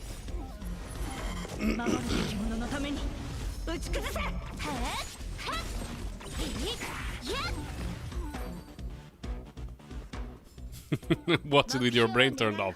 That's true. That's true. But there are many dumb by action movies that still, like, they give you something. Like, not necessarily that you are involved in the characters, but that you care about what is happening and you want to find out what is going to happen. and all this sort of stuff. But the Transformer movies and the Fast and Furious movie, they really push it too far for me. I'm glad my daughter is 4. She has a rough idea of what Transformers and cyborgs are, but she's not interested in them yet in terms of watching a movie or anything, so I don't need to be worried about that.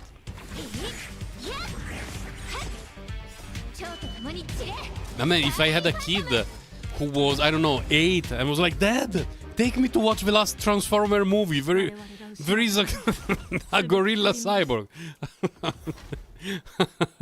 That's a trip to the orphanage.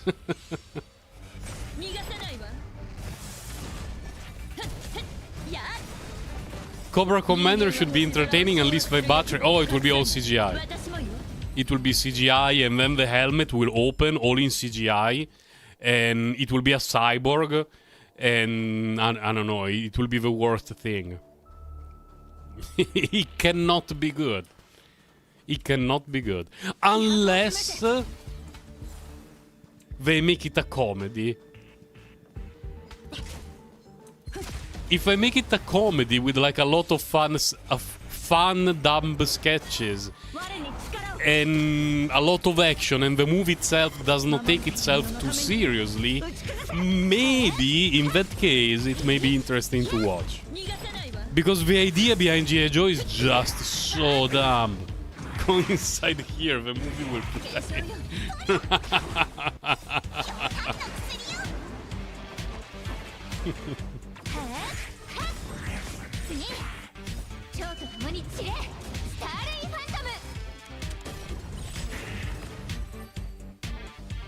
But the problem is that to make a comedy, now that I think about it, you need to have good people working on the script. Otherwise, you get stuff that is not funny. And the most miserable kind of movie that you can watch is a comedy that is not funny. That is absolutely the worst.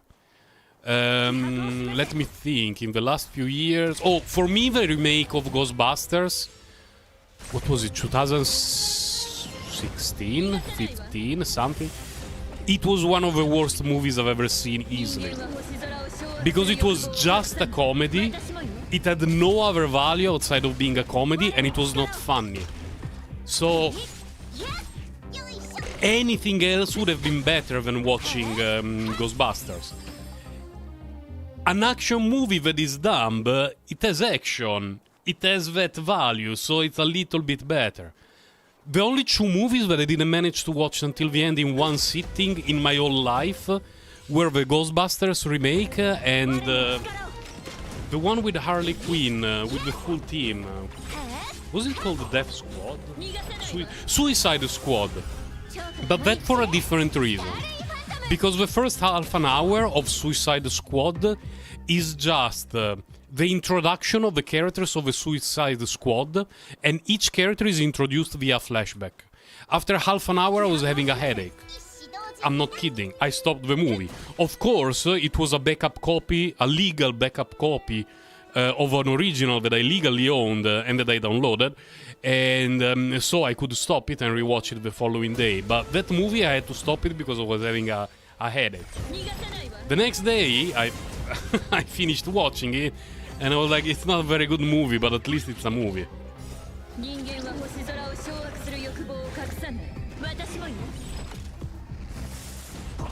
It was weird. Yeah, Suicide Squad had a lot of production problems. Like the director, I believe the director changed, or the director finished the movie, but the studios told him that he had to remake it because the introduction of the characters was not clear enough, something like that. I don't remember it clearly, but it was something along those lines. And basically, the beginning of the movie, with all those flashbacks that introduce the characters with loud music, is something that was added later and made the movie way worse. Your brother got you to watch an action recently? The MC should have died at... right?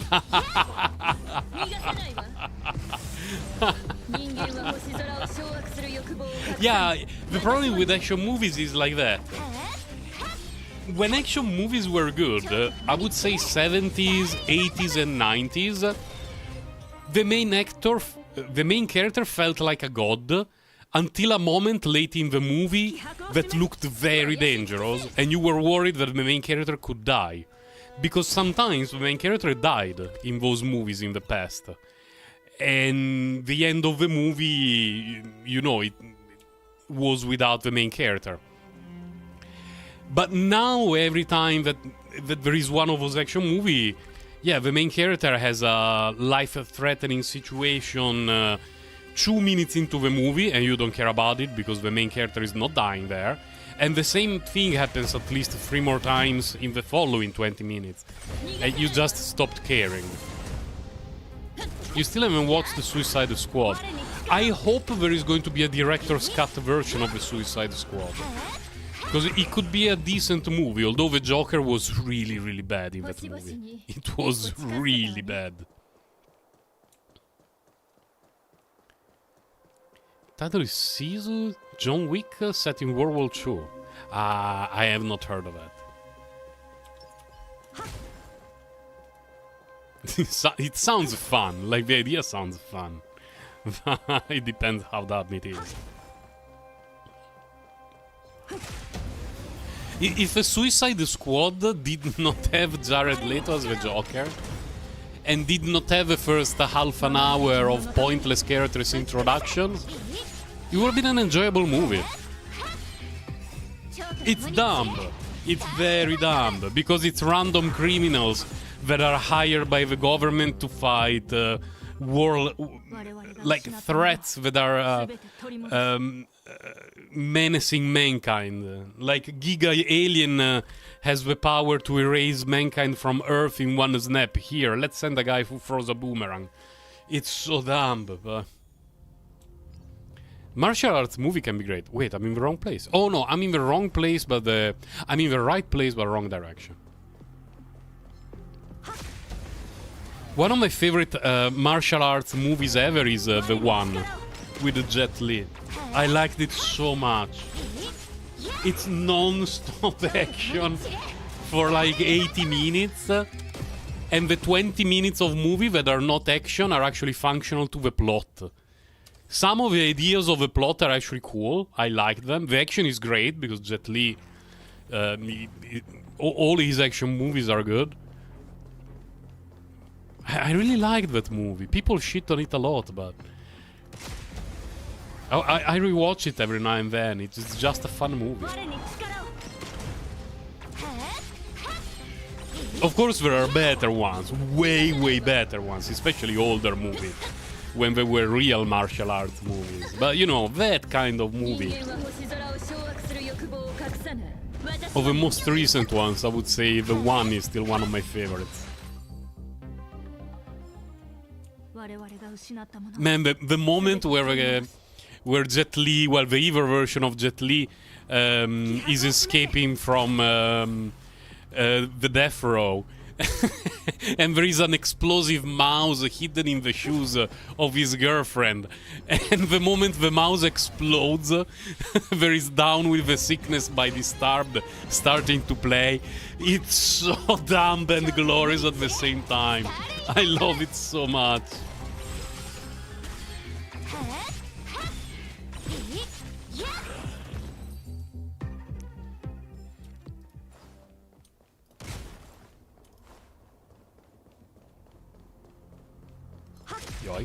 Oh, by the way, guys, I didn't mention it, but since there is no way to get Silver Wolf today due to lack of primos, I'm currently just doing the farming run.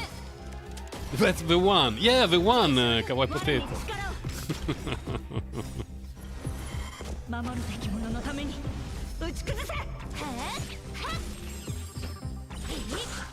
It's a pity for me that a lot of my friends around my age were basically introduced to martial art movies by Steve Chow's movies, which are great, but many of them are a bit silly. So, if the first martial art movie, so to speak, that you see is a Shaolin Soccer, you're like, yeah, it was fun, but martial arts movies, let's go watch something else.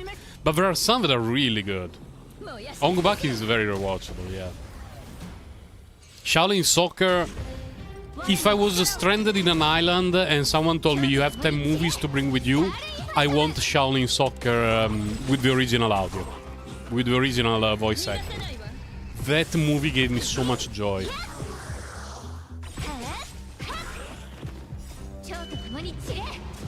Just pure happiness. It made me so happy. It was really silly, but...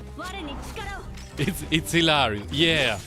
Like, it's incredibly dumb. But they definitely put a lot of effort into that movie. Like, the acting, the special effects, the directing, everything, like, they treated it like a movie that required a lot of effort to be made. And you can tell that they cared about it. Because there are some movies that are shit. I just talk about the Transformer Beast movie. And most actors, you can tell that they don't care about being there. They just want to collect the paycheck. But in Shaolin Soccer, everyone did their best.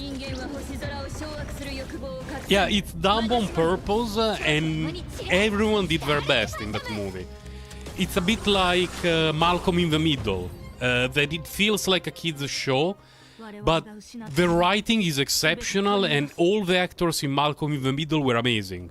They did not act like people who are in a show essentially for teenagers, maybe young adults. Like, everyone acted as if their life depended on that TV show. Everyone was good in Malcolm in the Middle. And Malcolm in the Middle is extremely rewatchable, even after so many years. The comedy is amazing. And Shaolin Soccer, it's that kind of thing. If someone told you, oh, there are Shaolin martial artists that use their skills and special powers to play soccer and dumb things happen, you would not consider that movie. Like, you're like, I have something else to do, I have to go to meet a friend or something. But it's actually amazing. Steven Chow has done some very good movies. Kung Fury! Kung Fury, let's go, that one is great.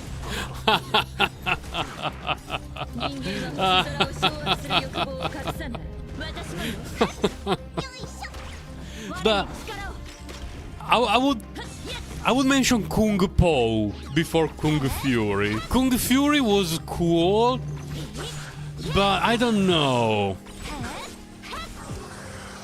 It was missing a bit of heart for me. But Kung Po, I loved it. Kung Po was so dumb, but it was well made. Very, very well made. Potato answer before you even ask.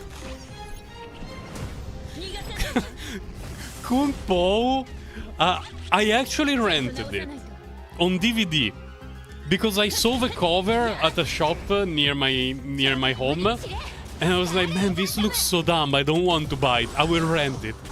I rented it. After a couple of days, when I returned it, I bought it. I actually bought the original DVD, and I went to watch it together with one of my best friends. And when I watched it the first time, I was crying laughing at some scenes. And when I watched it with my friend, he was crying at some scenes. That movie is so dumb.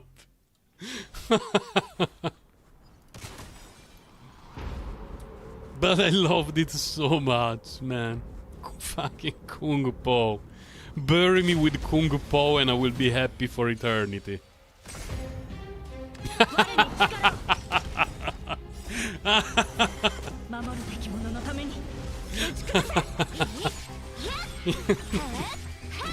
I loved the nut sack scene. The sack of nut. And in the bloopers, they could not record that scene. They could not make him past the guy shouting, "Yeah, it's a nut sack." Everyone started laughing every time the guy said the line. They could not. They could just not record it. They basically had to stop production in order to make that scene. We need more movies like that.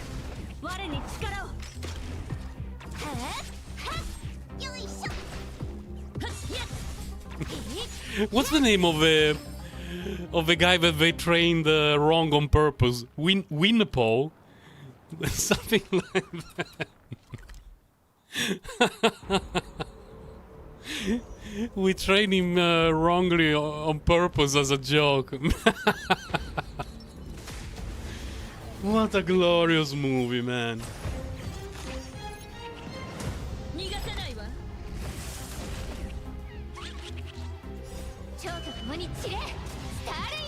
That's when I ended up giving the DVD to my best friend because he loved that movie, and when I left my home, I knew that it would take me a very long time to go back. Spoiler: I've not been to my home place for more than 10 years now, more than 13 years. Wow!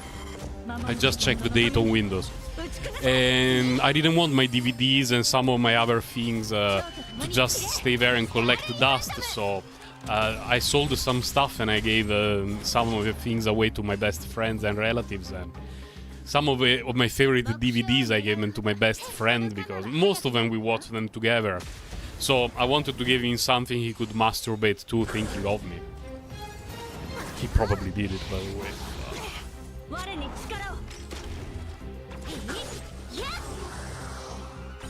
And I just realized it. More than 13 years when I'm not home.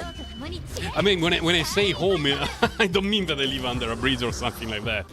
I'm not in my home, my hometown, not my birth, the place of birth. I left and well, I went back to meet my family and friends a few times, but it's not easy. They're very, very far.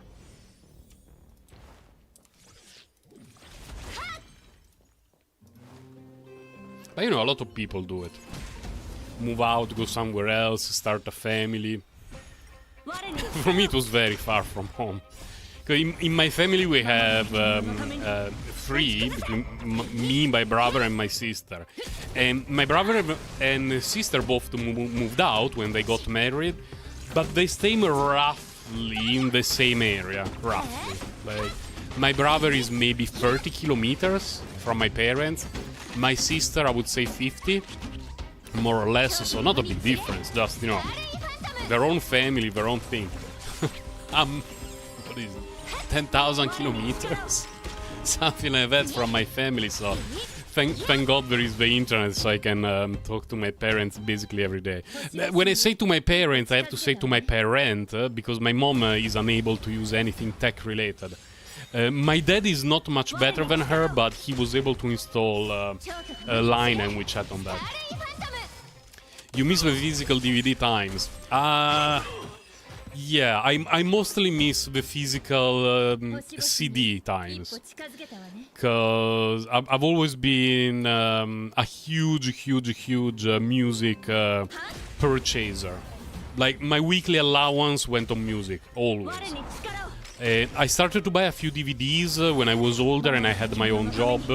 DVDs in the early stages of their existence were like 30 euros for one DVD, sometimes more. So that was not something that you could afford very easily. CDs were much cheaper. You're 13 hours away by car. Yeah, that's a little bit painful. Little bit painful.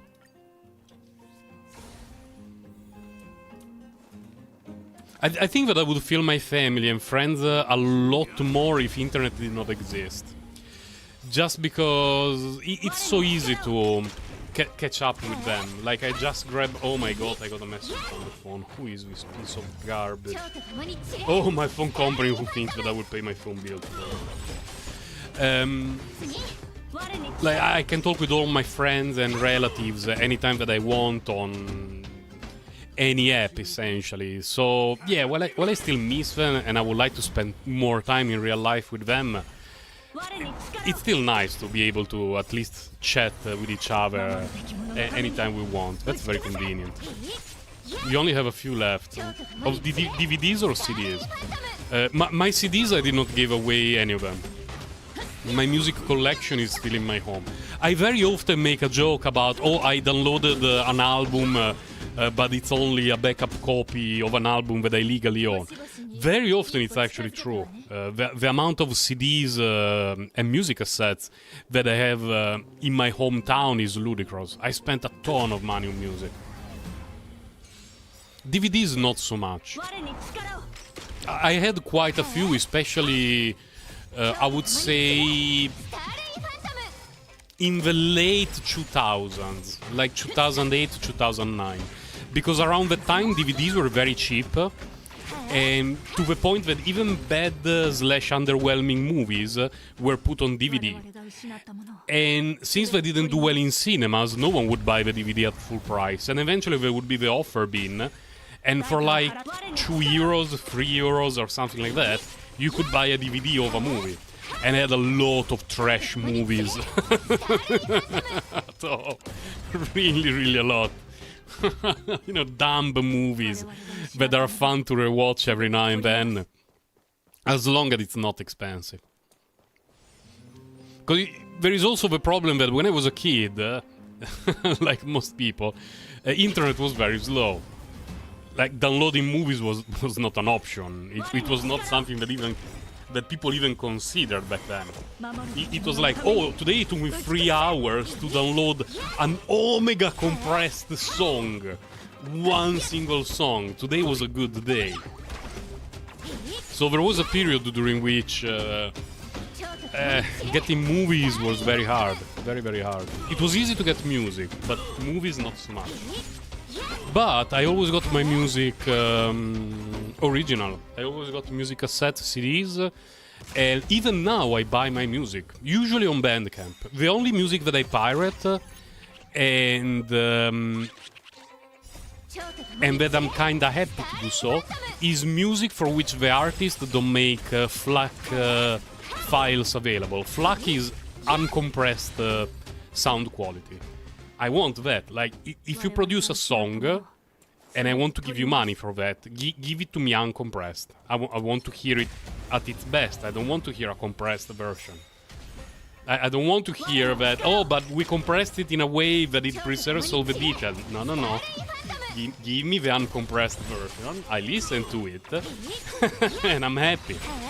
And when it happens that some artists only put the MP3 version of the album on Amazon or something, I just pirate the album. I refuse to spend money for MP3s. But all the songs that I play in the videos that I upload on YouTube, and that sometimes I have during my streams, it's actually music that I own. I purchased it on Bandcamp for the most part. The majority of the artists that I follow are on Bandcamp. Not all, but the majority are. For baby metal, I have to go to a very weird Dutch website. But it's a very minor website that sells music. And for some reason, baby metal has their albums there, but not on Bandcamp. I do not understand why.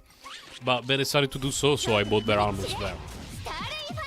But for all my synthwave and metal, pretty much everything is on Bandcamp, so I just purchase the stuff there. It's more convenient than hunting for CDs and then they're overpriced and I feel bad about my life.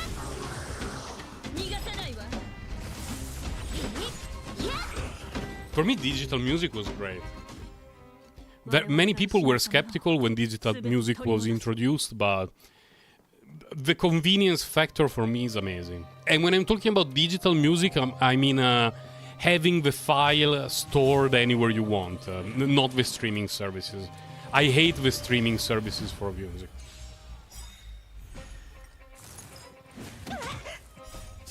For many reasons. The first reason for which I hate them is that they tend to pay next to nothing to the artists, unless they are the top artists. Because if you are a small artist, the amount of money you get from streaming is borderline next to nothing. Second, I don't like the idea that if I want to listen to some of my music and for whatever reason I do not have access to the internet, I cannot do it. Like, just the idea bothers me.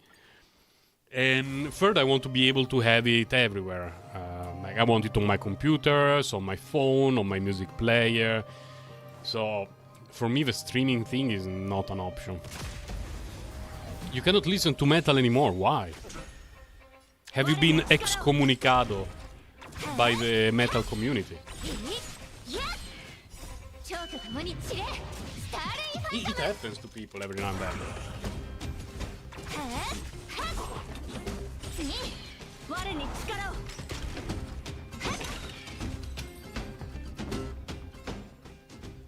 Medical reasons. Oh no.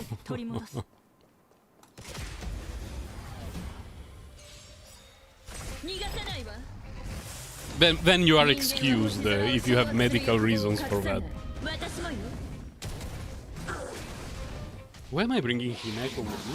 Oh, you're right, because Serval have not ascended her yet. I have ascended some of my characters past 70, and so I'm slowly letting them get XP on the map. Very, very slowly. Let me see. Oh, let's say 65%. 40, 60, 60, okay. It's going to take a while. Serval is not ascended yet, though.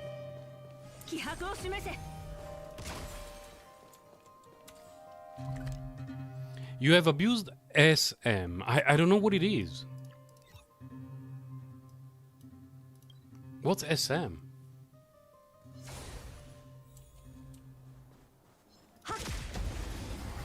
You were listening to the heaviest stuff out there. Maybe at an excessive volume.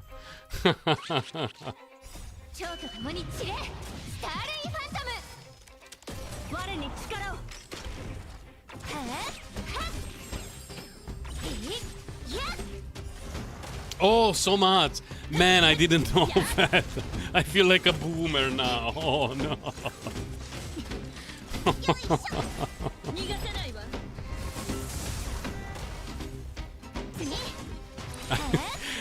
What I'm going to say may sound a bit cringe, but I've never liked listening to music at a high volume. And I've never enjoyed live music too much, because more often than not, bands, especially metal bands, but not just metal bands, tend to set up the amplifiers, everything, at a volume that for me is too high. I do not enjoy the music at that level. So, if you see a guy at a concert who is wearing headphones or earplugs to block some of the sound, that's yours truly. I was always one of those guys. You were listening to one song and your ears were ringing. No, feels bad. You know, I always felt a bit cringe going to concerts with earplugs or headphones on my head. But at the same time, it protected my ears and it made me enjoy the music more. So it was cringe, true, 100% true. But it also served a function for my life. The last one that I went was a Nightwish concert after they had Floor Jansen. And the arena was pretty small. The volume, for me, it was insane. Absolutely insane. But with earphones plugged in my ears, it basically removed the peakiest highs and it lowered the overall volume a little bit.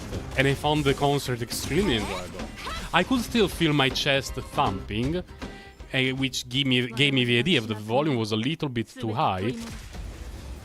But I enjoyed it a lot. Oh yeah, I remember you mentioned that you like that singing style. Yeah. I remember it.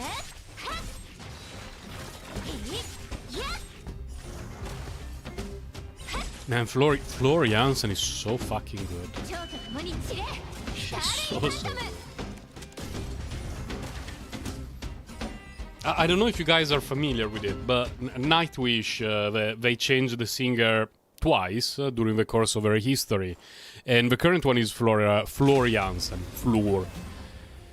And she's so much better than the others, although her style is very different from Tarja, the first one. But she's so much better.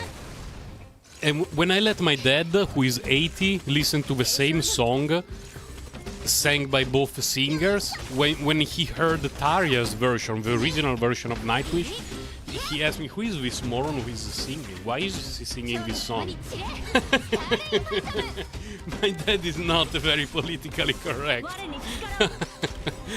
He was one step removed from calling her a subhuman who should not be allowed to sing. I was like, no, Dad, she has a very beautiful voice, just the other one has a stronger voice, but it's okay, it's my dad. What can you do?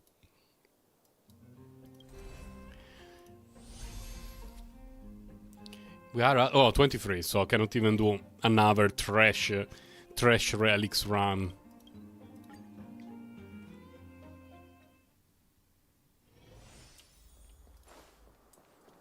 She was probably the singer that impressed me the most live.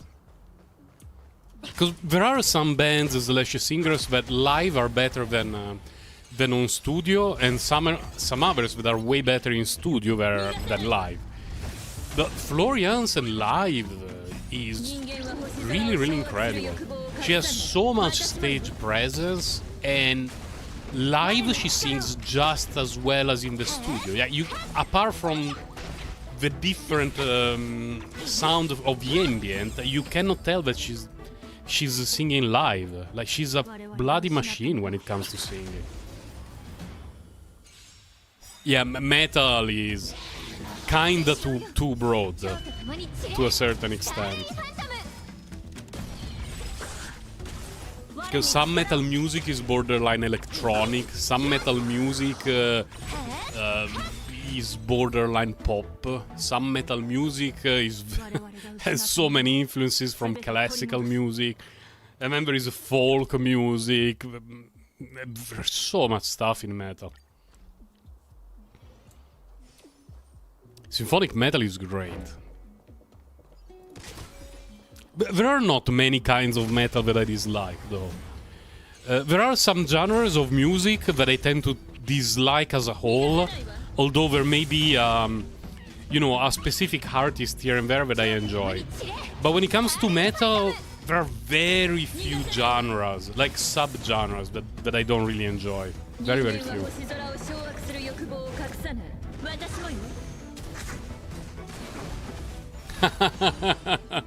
Yes.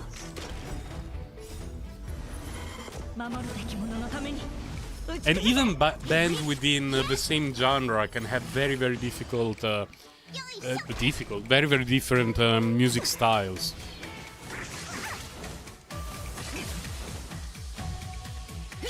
One of my favorite bands is Insomnium, and I will never forgive her for their music production decision of lowering the voice of the singer. It always bothers me, because for me it's badly produced music, but it's not that they produce their music badly. It's an artistic decision that they made. For people who don't know, Insomnium is a... some people call them symphonic metal, although I kinda disagree with that, but that's not the point. The volume level of the singer is clearly lower than the volume of the guitars, to the point that sometimes it can be a little bit difficult to clearly tell what he's saying. He's growling, so it's difficult by default, but the volume doesn't help. And it's something that they did on purpose, because they want the melody to be the main focus of their songs, not the lyrics. And I have to respect the artistic decision.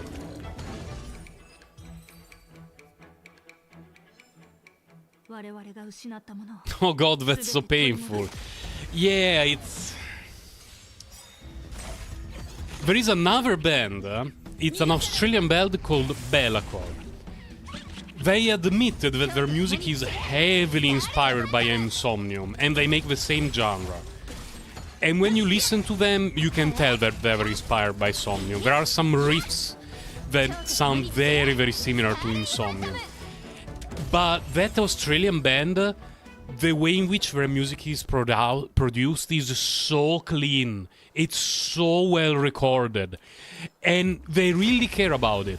Because years after releasing their albums, they re-recorded it for vinyl.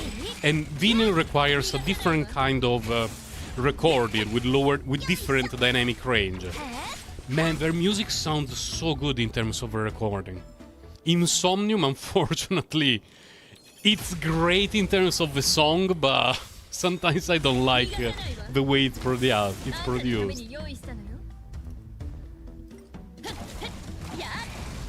Kawaii Potato mostly listens to classical and electronic old game music.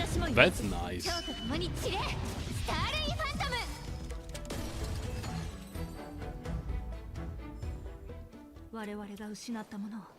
Some classical music is great. It's pretty much timeless.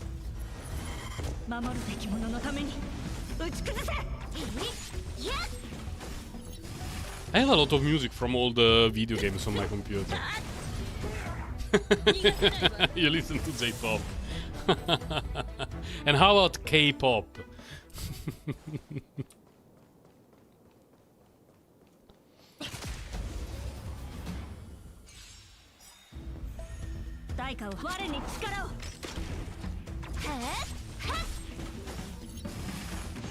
Amon Amarth. Amon Amarth have always been one of my favorites. One of my favorite fans.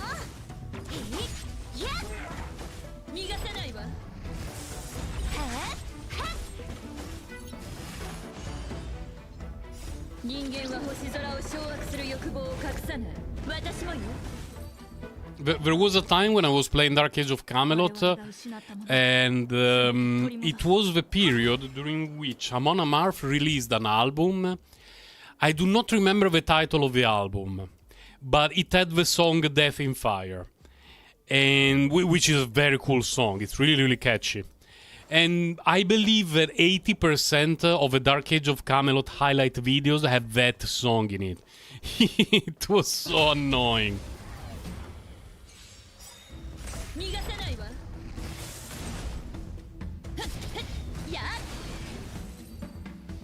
It's like the YouTube era where Drowning Pool put the song Let the Bodies Hit the Floor as free to use. And so every other song on YouTube started with Let the Bodies Hit the... And you instantly muted it. Instantly. It was such a dark time for YouTube.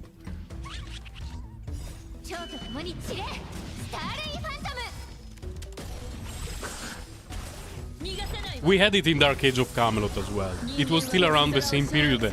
Off the top of my head, I remember 2 Dark Age of Camelot videos that started with Let the Bodies Hit the Floor, and one that had it starting a bit later during the video, but everyone was using it. The Let the Bodies era. Yeah, that was dark. Yeah, Amon Amarth is not particularly extreme. It's actually very understandable. Like, if a growl, I can understand what the dude is singing is not particularly extreme. I really like the soft growling from Amaranth, because it's 100% understandable. Like, even though I'm not a native English speaker, when I hear an Amaranth song, the growl parts, I think 95% of the song is understandable for me. Having to go to check the lyrics for a song in a language that I'm supposed to understand well always feels a bit annoying for me. A deathcore fanboy.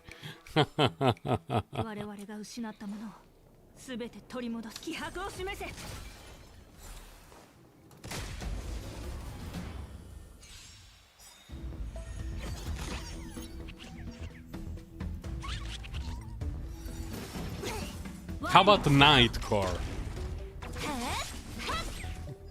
I had some very cursed listening sessions of Nightcore on YouTube.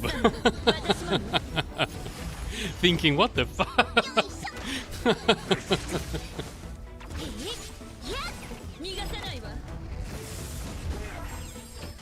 For people who don't know, Nightcore are songs sped up. It's a very interesting... I wouldn't even call it subgenre. But some are very fun covers, and re-envisioning of songs when it's sped up quite a little bit. Some just feel like exactly the same song being sped up, but some get a completely different feeling, some get remixes. It's an interesting musical subculture, I would say. Better than dubstep, at least. I think dubstep, of all the new, so to speak, varieties of music that have risen since I was born in the 80s, is the genre that I despise the most. I could not stand dubstep. Like, from the moment I heard the first dubstep song until now, there is not a single time when I hear a dubstep song and I want to turn off the speakers immediately.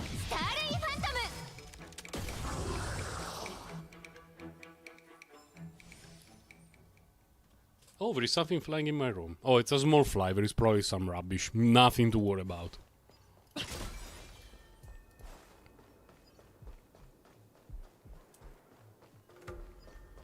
There's not a lot of music that that generates that reaction in me, by the way.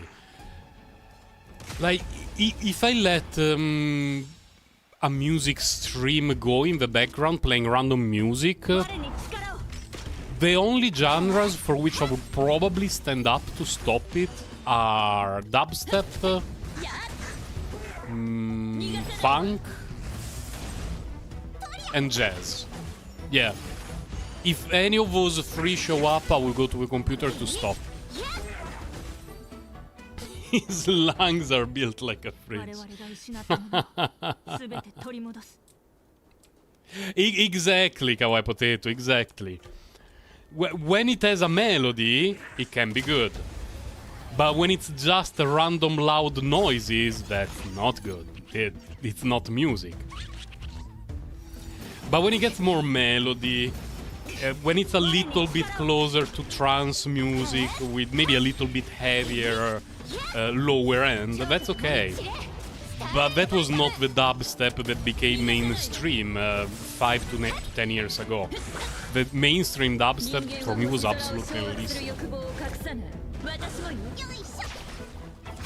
Man, Skrillex. Skrillex, he ruined the music. He ruined the music industry for me.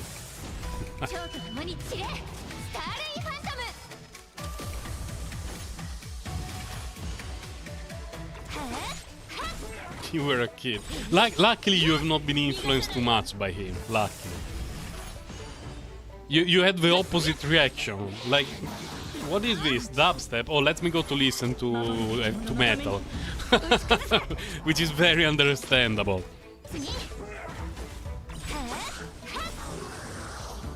Trance music, especially vocal trance music, even songs that are not particularly memorable, for me are enjoyable. There is always something beautiful about trance music for me, as long as it's not too fast. If it's too fast, it no longer feels like trance music. You forgot about Skrillex. Your brain was trying to save you. What was the other one? Dead Mouse actually had a few decent pieces. Those that felt less dubstep-y from Dead Mouse are actually pretty okay. But it doesn't sound like dubstep. It sounds more like electronic music, dance music.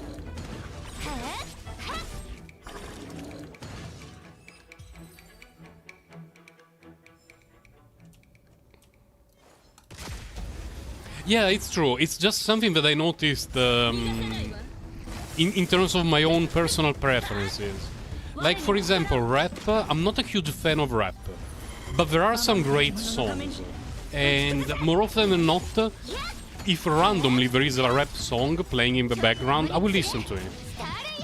But if I start to hear jazz, funk music or dubstep, I need to stop it. Like, I cannot listen to it. There isn't a jazz piece that I've ever heard that I would like to hear again.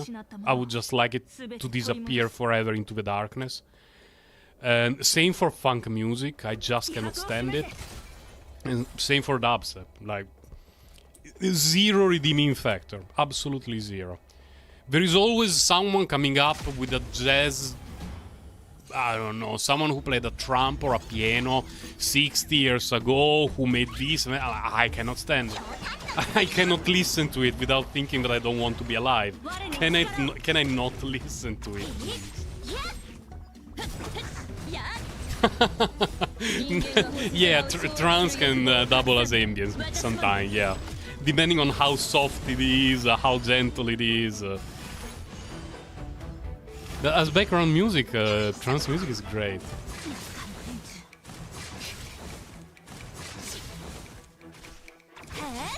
Jazz music definitely has something to do with the brass instruments. I don't like brass instruments at all.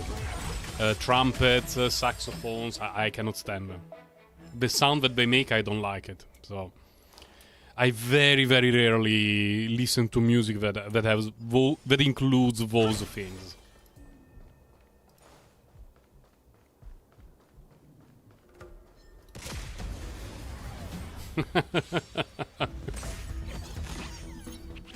Oh yeah, I would not actively start a political uprising saying that we need to ban jazz. I just want to not to have to listen to it for the rest of my life, and my life would improve 100%.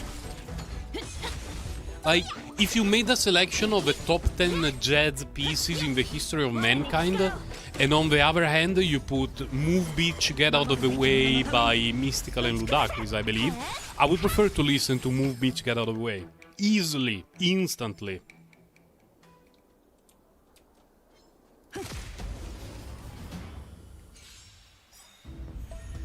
You like the instrumental, non-improv stuff and swing. Yeah, but swing, wait. Swing, I don't remember what it is. I probably never heard any swing music in detail. Jazz for me is a no-go. Classical music, yeah, that's great. Most of it, unless there are too many trumpets, and we go back to the brass problem. But more often than not, classical music, you know, piano, violins, all this sort of stuff. My brain releases sweet endorphins when it hears those kinds of sounds. Oh, it's mostly about dancing. Oh, I didn't know that.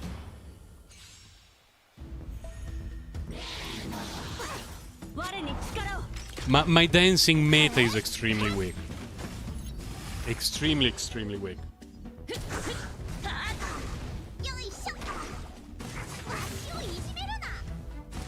What's the time? Oh, 10:30. Man, around this time I thought that I was going to be doing Simulated Universe and Memory of Chaos Run with Silverwolf.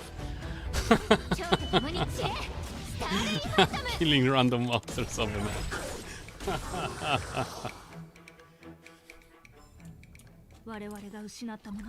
But it's good XP. It's good XP. Okay, we did all of that. We did that.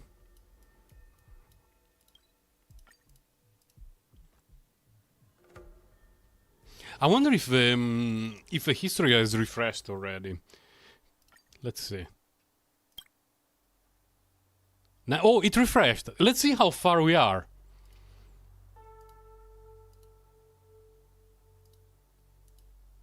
$30, $40, $50, $55, $60, $65, $70. 1, 2. I'm at 74! No way! I'm at 74! Come on, MiHoYo, fuck off! So tomorrow I wake up, I do the commission and I get Silver Wolf. Man, what a bummer! I'm one pull away from soft pity. I cannot believe it!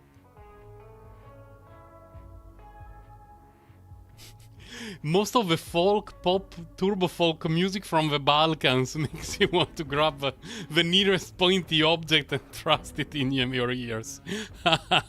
Understandable. Oh my god! I'm 81 jades from soft pity. I will have Silver Wolf tomorrow morning when I wake up. Man, what a bummer. I mean, not really a bummer, but... It's like soft PT Welt, soft PT Silver Wolf, and I cannot do it on stream. I mean, maybe tomorrow, because, you know, I may get her a bit past the soft PT, it happens. It's still a bummer nonetheless.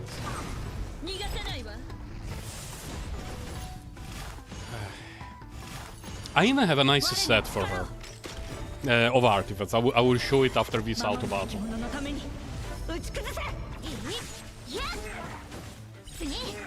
Kill it? Okay, good job, Zilly. I think the set is on Pela. Here, yeah. I prepared this set for Silver Wolf, the break set. This is a decent piece. So she can deal a decent amount of damage even when she doesn't break stuff. And ton of crit rate, a bit of effect rate, hit rate, effect hit rate. The rest is useless. This is her worst piece, but at least the main stat is fine. And speed, the rest of the stats are very, very questionable, but overall, pretty solid for Silver Wolf. Pretty solid. And with her own light cone, the 4-star light cone, where are the stats? Like, effect hit rate is above 100, which is a bit overkill, but it means that even if an enemy is very, very high level and it has very high resistance to effects, I don't need to worry about it. And speed, good, very good. Did they do all the Rubik puzzles, including the refresh with symbol? Yeah. I did all the Rubik puzzles here in Space Liyue. I did the ships that I believe are here, that refresh over the course of 3 days. Off the top of my head, if I had to think of the things that I'm not sure if I finished, and I'm not sure if I have more jades in them, is these two things. Let's have a very quick look. Because they have stars, I don't know if I got all the stars, and I don't know if extra stars give jades. Can I have a quick look? Don't worry, I'll do it. Say no more, take me there now. Okay, we can get 10 jades here. Still need 81 though. Defeated 10 enemies within the snow shine lamp effect range. So let's say that we get these 10. I'm afraid this is going to be the same.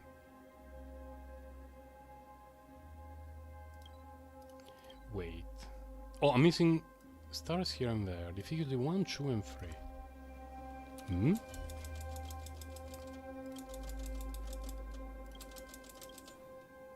Oh, okay, we select it here, So, I can get 20 jades here. Assuming this is the same, I can get another 20, so that's 40. Is there something maybe on the Herta station?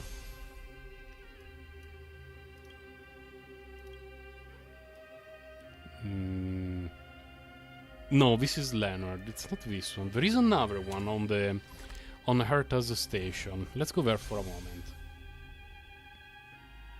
But I already got the others, so I would only get 10 jades for the missing star, and I think I'm missing 4 total, like 2 for each event. And but there is a thing somewhere here. This one. Oh, I already finished it. And I do not believe there are others. I feel a bit bad. So I can get 40, I'm still missing 40. Here I cannot get any. Oh, there are 2 pools here. Is there any way to make it to third? No, it passed the cap.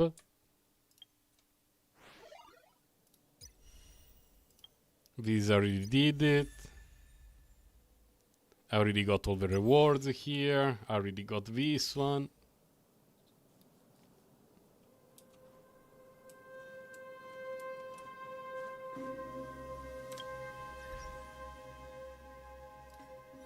Nothing here. Yeah, the resources are really limited in this game, Kawaii Potato. Really, really limited. That's why I'm keeping many characters low level, even if I would like to build them. Like, Yanshin is very good, I would like to build him. I would like to have her as a second proper healer. She's fun, I would like to build her, but it takes so many resources.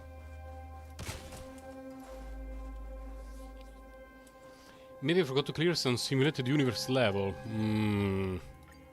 I doubt it, but I could have a look.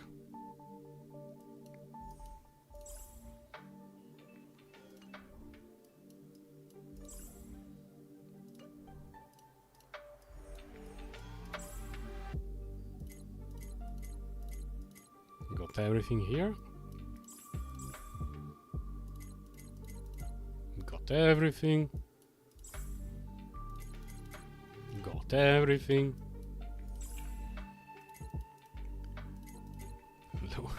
The first one gives 120 and then 60, 60, 60, 60. Let me in. Wait a moment. No, where's the shop? Where's the shop? Guys, fuck this. Where's the shop? No, it's a standard one. No, it's the standard one. Oh no!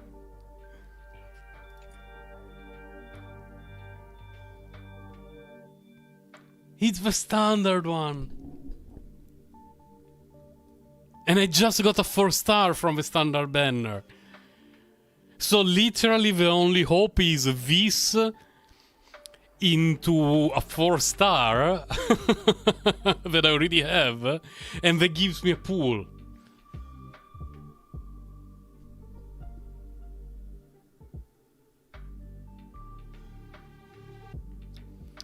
Oh my god.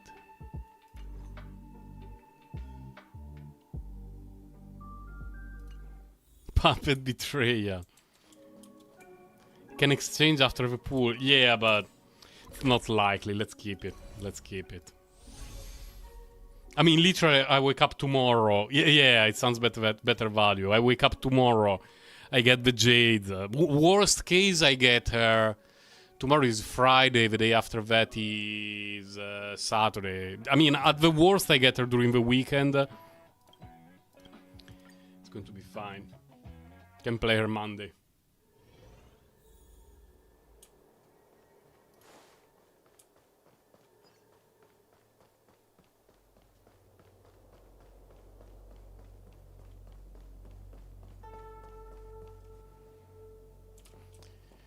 Got a little bit lost because I got a message from my wife. Even my wife was called by the phone company. They want our money, so I will need to go later.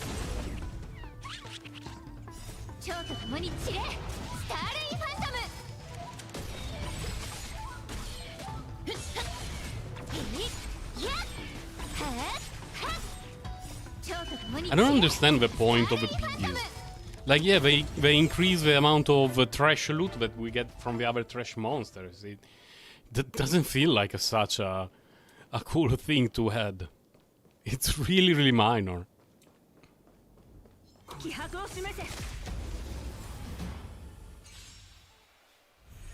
Because I don't think I have seen any extra loot. It's just loot from these monsters and we get more of it. There is nothing special about it. Or is there? I don't know.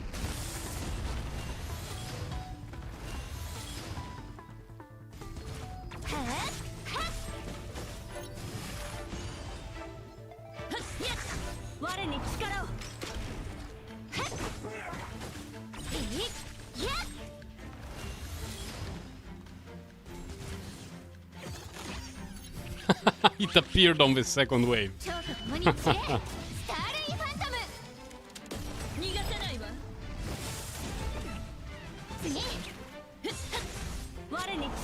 Oh, I forgot to log in Genshin Impact when I woke up this morning. I'm definitely at the cap for raising. Oh no. It's okay, I will have to leave around 11 to go to pay the phone bill, so Before going outside, I will condense very easily. After building Kirar, I'm back farming just artifacts in Genshin Impact, and I'm only getting garbage. As expected, unfortunately. Let's see. Yeah, there is nothing special. Like, only stuff that we can already get from these monsters. Don't understand the point, but I wish it was something that appeared randomly and it gave us the material to level up relics. Even, you know, the really, really, really low tier one. It would have been better for me.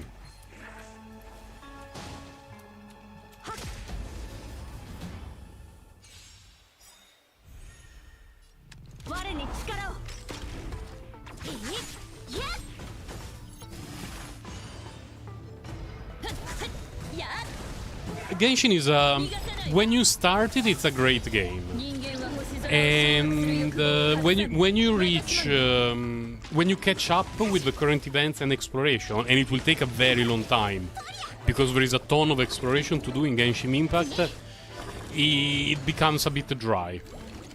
But when it as a fresh new experience, there is so much to do.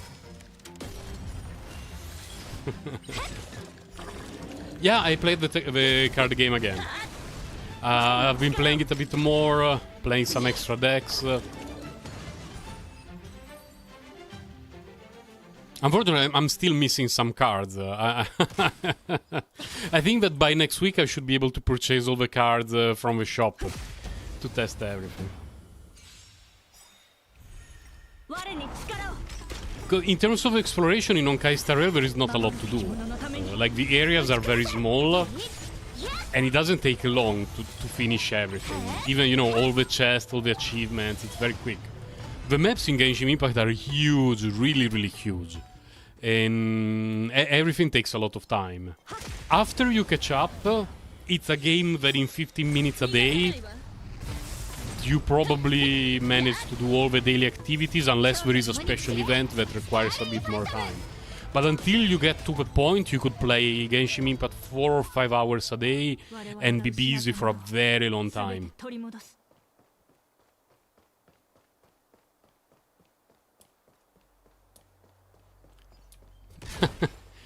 Do you mean child regular game, Kawaii Potato, or trading card game?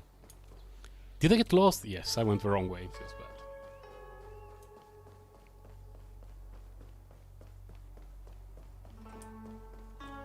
Hold on a moment.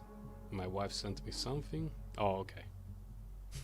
My wife sent me a video of her daughter.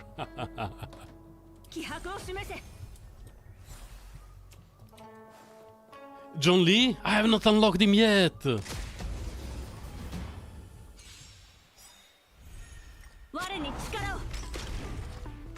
But when you say busted, you mean you build the deck around him or as a random support?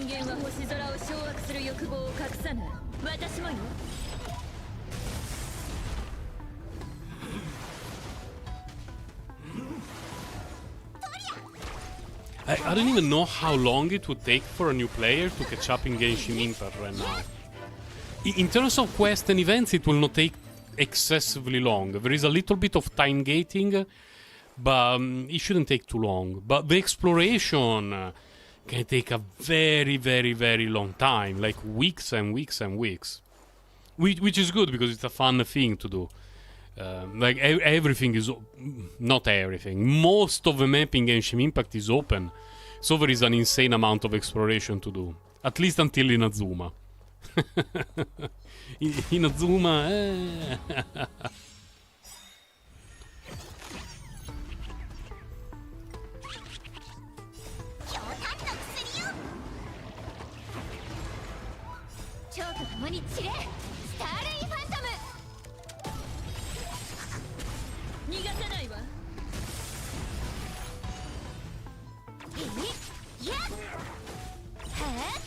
Honkai is the one from Yoga that I've never tried. There is something about the combat that doesn't activate my almonds. Honkai Impact.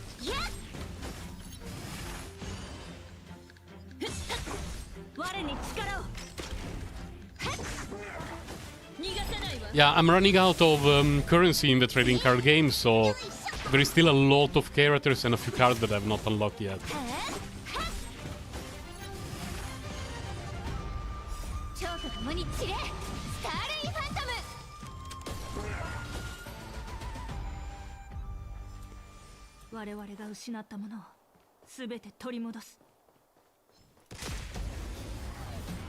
But I guess that 1 or 2 weeks from now will be a very good time to start. Well, any time is a good time to start playing Genshin Impact. But considering that there is going to be Kazuha's banner soon, that's a very good time to use the Primogems that you get in the early game.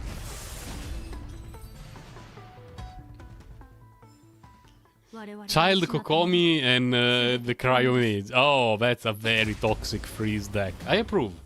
I approve.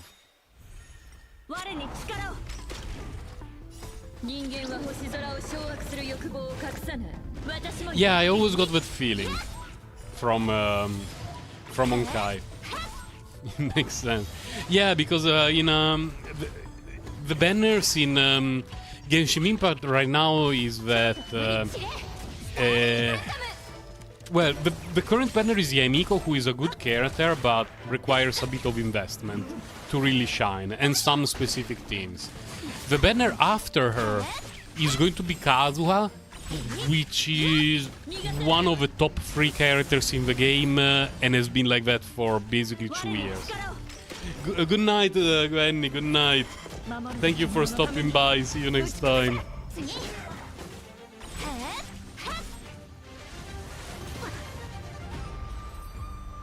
You faced someone with that team not long ago. Oh no, Kawaii Potato. He's a meta slave confirmed. Only the top decks for Kawaii Potato. I have no idea, by the way, which are the top decks. Just because there are so many cards to try with the latest update that maybe you got matched against Potato. So many cards to try that it's a learning experience.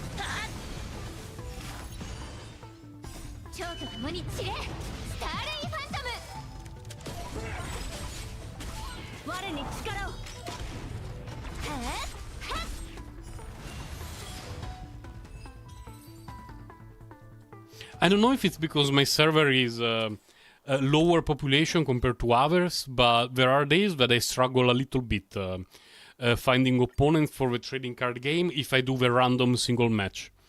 If I do the arena, no problem. Arenas, there is always someone.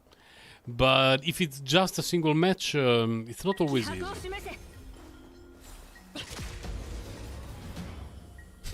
Noelle is always meta. John Lee Ocean Edito. Man, Ito's deck in the card game event was so bad. I had so much fun playing it. It reminded me of the worst deck. The video that I made earlier this year with all unplayable cards. It was borderline like that.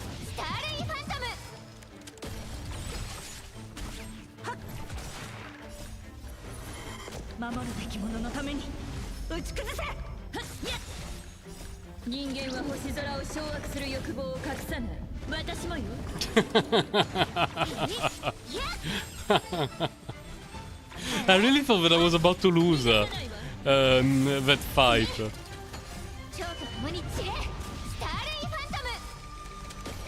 Like, the deck is so bad that I thought it was scripted that we had to lose while playing Ito's deck.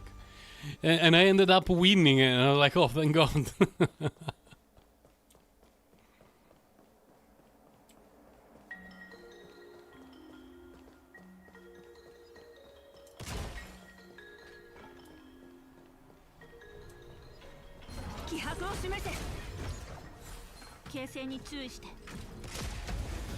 Child Benny di Luke.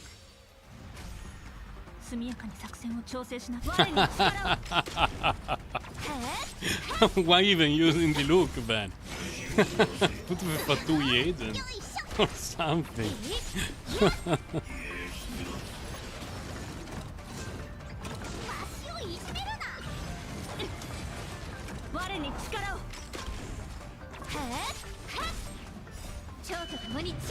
I need to try more decks where I can put Raiden.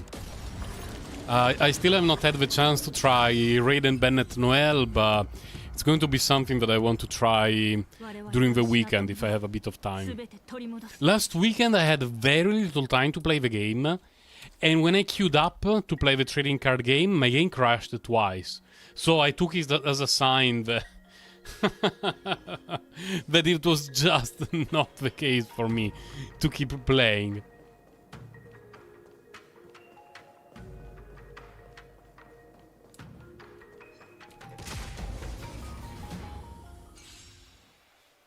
Oh, right, the Monster Resonance card.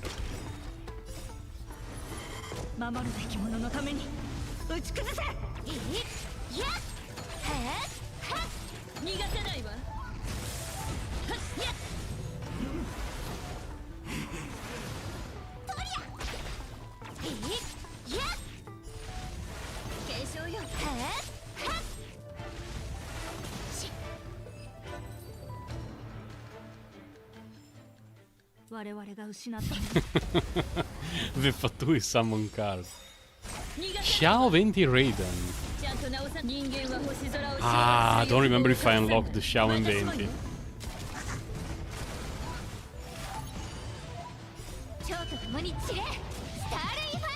Venti looks pretty good. He looks way stronger in the trading card game than in the regular game.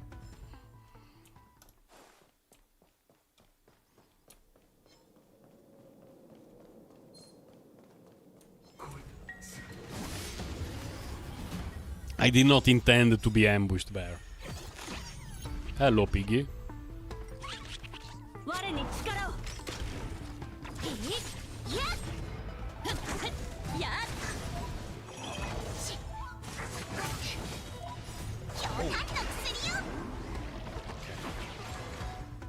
I just got an update for match 3 of the finals. 5 minutes to go, Nuggets are ahead. By quite a lot. Let's see how it ends. Because even in game 2, the Nuggets were ahead by quite a bit later in the game. And then they forgot how to play basket and they ended up losing.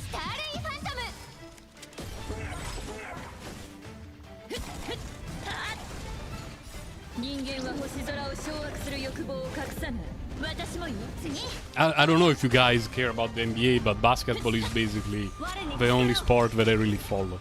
Ever since I was a kid. Like, I have no clue about soccer and stuff like that. If you ask me who is the current world champion, I would have no idea for soccer. But for basket, I have much better knowledge of things that happen. Now there are the NBA finals, and really hoping Denver will win. Just because I like their style of basket more than Miami's. Although Miami's plays well as well. Thanks to the coach.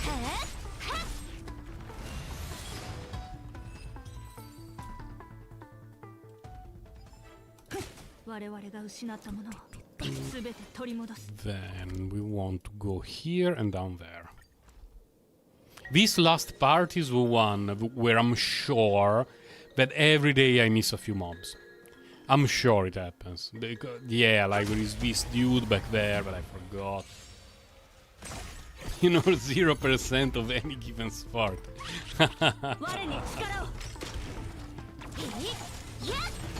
Yeah, I'm basically like that for everything but basketball. Football, soccer, okay. Yeah, I'm not really into those. Here in Taiwan, the national sport is baseball. I do not even know the rules for baseball. I only know there is a ball and people hit it. And so sometimes people are super excited about the result of some national competition. And they're like, yeah! And I have to be like, yeah! What happened? What are you talking about?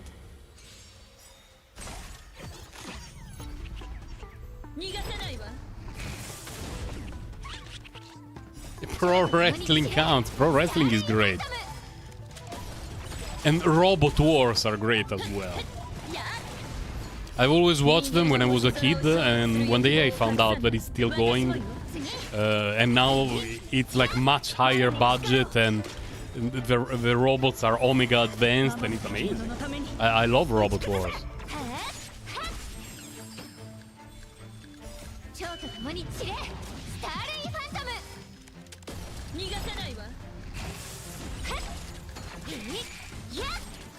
Baseball is so weird to me.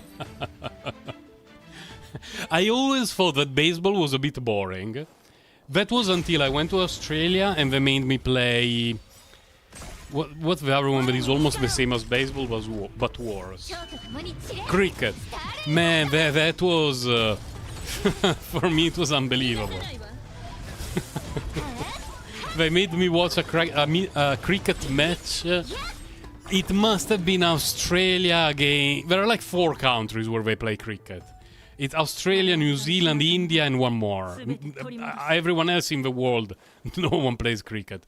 And the match lasted like 6 hours. And people were not going there to the arena to watch the match. They were just going there to live. Like they were having breakfast. And then they were doing a bit of work from their computers, from their laptops, and then they had lunch, and then they had a nap, and then it was about time to go home when the match was over. It was so weird. You had an MMA face too. Cricket. But they made me play it and I found it fun. Like, of course I had no idea about most of the rules and the technicalities. But when you're there playing it, it's fun. The problem is watching it. Like, for me it was so dreadful. Because nothing happens for the 90% of the time. People often say that in soccer nothing happens. Because people, you know, I give you the ball, you give me the ball. I give you the ball, you give me the ball. And then after 20 minutes there is a shot. Cricket is worse than that for 25 hours. And it's, I don't know, playing it was definitely fun. I can see the fun in playing it. Watching it with the friends it's okay, I guess, because you interact with other people. And it's a very common cultural thing in Australia to watch cricket with your friends, have a barbecue, and spend time together. And cricket is just a thing that happens in the background. No, 24 hours, that is a little bit of an exaggeration on my part. But one match that I watched clearly lasted more than 6.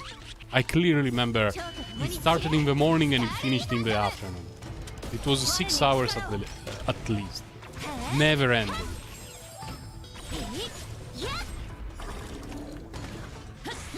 And you know, if you're there chilling with some friends, having barbecue, having some beers, you spend a bit of time at the pool, you have a short nap and you open your eyes for a moment, you check the score.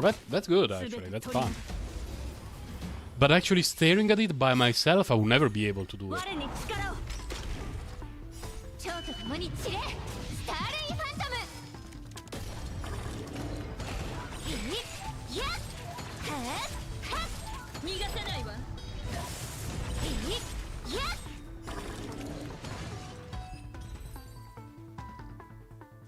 Yeah, for the most part there is a lot of back and forth in football, well, soccer. So, while it's true that maybe nothing super exciting happens, something is still going on from, like, a tactical point of view, actually. Because when there is, you know, something in the middle of the field where the two teams are fighting for the ball, passing and try to get it back, like, yeah, no one is scoring, but something is happening. It's not that there is 10 minutes during which nothing literally happens.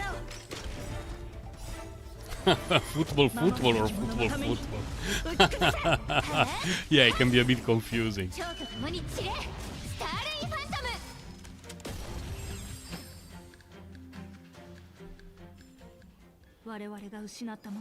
Football, the American version, it's cool, although I prefer rugby.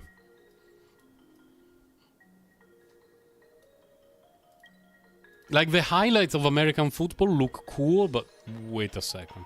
There are no monsters around here. I think I missed... there should be something that I missed there. Let's go to have a look. Tackle ball.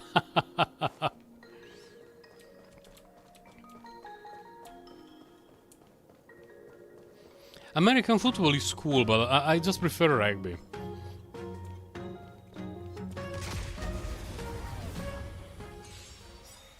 Like, the action there is really non-stop.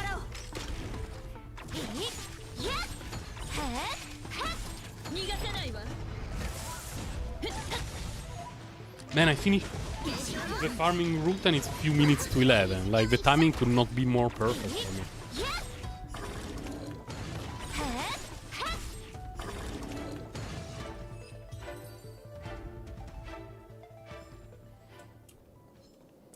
Okay, let's see. Not here. I know that there is just emptiness and death there.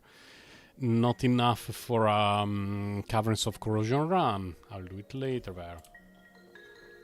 Oh, there is another dude. I completely forgot. No, I didn't notice that guy was there.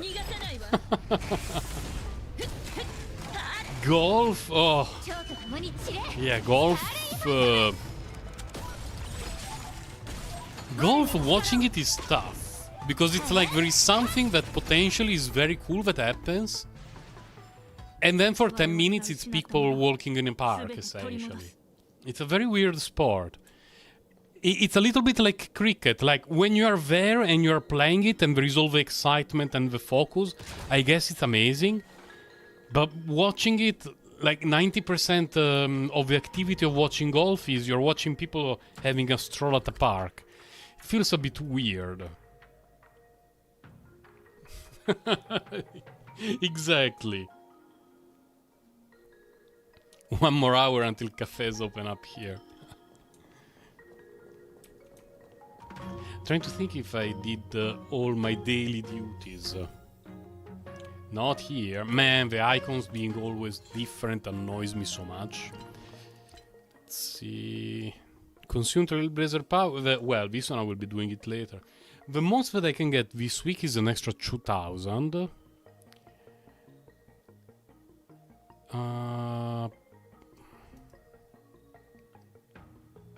Yeah, so we make it around there this week. Fine.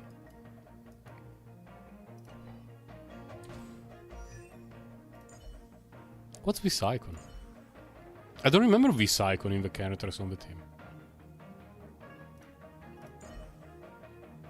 I played pool for fun, like only for fun, when I was young with my friends. We had a pool club not far from home, and it was open to the public. You didn't need to have anything with you, and we had a lot of fun there, especially because we were all pretty bad. So the playing field was extremely even. When everyone is bad, everyone has fun.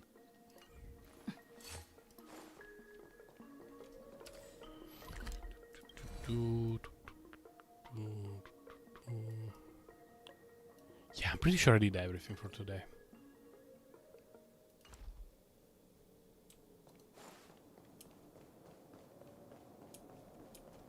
Double check down there. I got them. Could have I missed anything anywhere?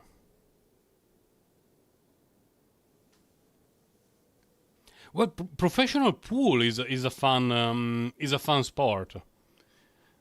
It's very, very fun, especially because you can actually think of what is going to happen, because when you see where the balls are, your brain activates and start to think, oh, I would go there to hit it from there and make it bounce here, there, and there, and there. And then the guy does something completely different. At least that's my experience.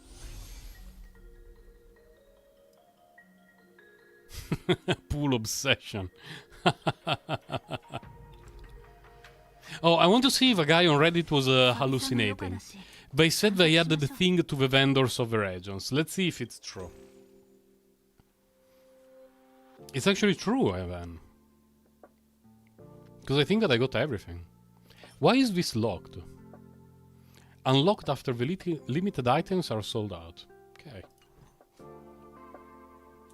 It's a very good way of putting it, sir. It's my personal experience.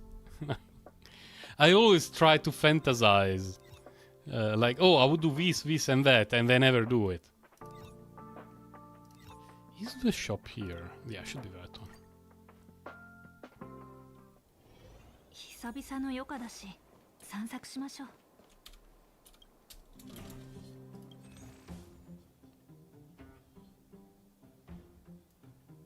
Can buy a bunch of credits here. Not that it changes my life, but can buy a bunch of credits.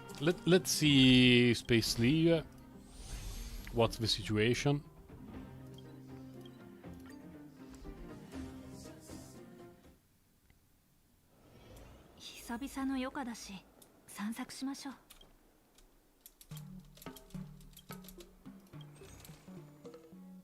Yeah, just cash.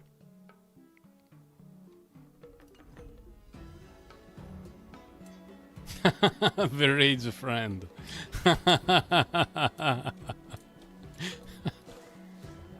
Well, I never had the problems when playing pool within my group of friends because we were all bad, so we didn't worry about it. But I had problems playing Monopoly with my friends because there was one who was just terrible at playing Monopoly, and another one of our group would always get upset with him.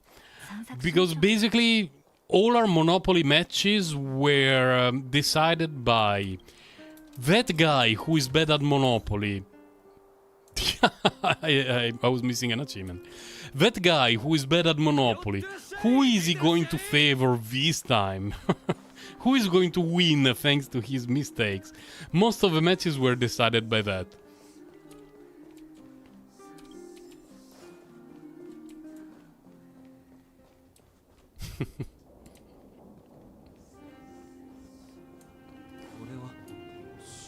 Wait, did that give me an achievement? Oh!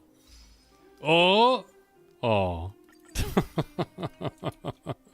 Some achievements pay more than 5. So I was kinda hoping that... I wonder what else I'm missing here. I believe there is an achievement for the wanted posters, and I'm pretty sure I never got it.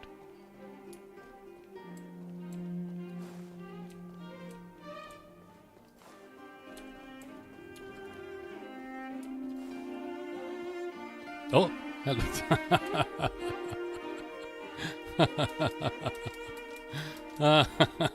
Sample poster. It looked so derpy.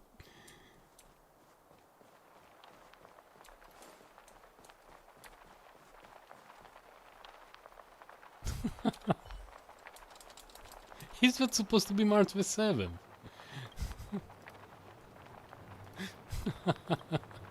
Looks like March the 7th drawn 90s cartoon style.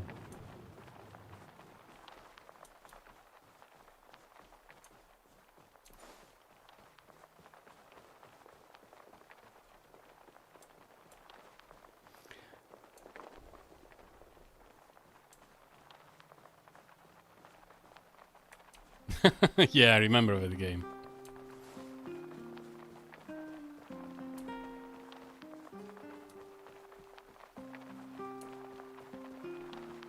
Oh wait, collect what? What do you want me to collect here? Oh, a book, okay.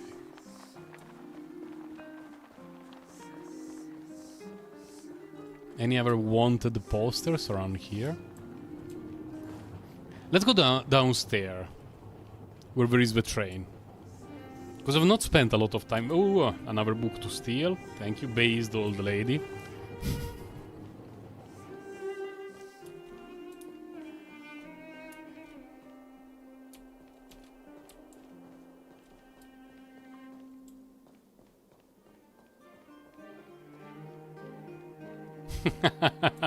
I know how you feel, Kawaii Potato. I absolutely know how you feel.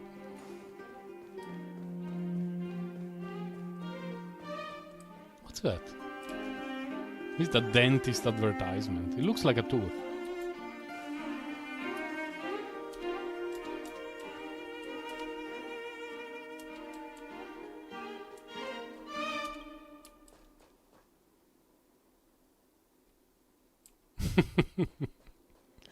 A side of relief for... Oh, a vending machine. Ah, random garbage.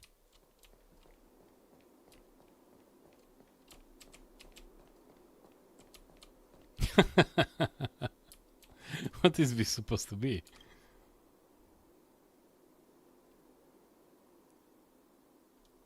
That's a whole new story.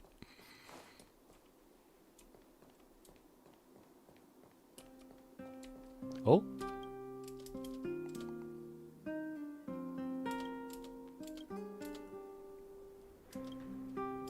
One of your eyes is a fake eyeball made of condensed geomaro fluid?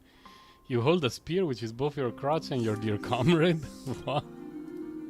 You can help looking at Dan Heng. He seems to be suddenly carrying everything on his shoulders for you. What the hell was even that?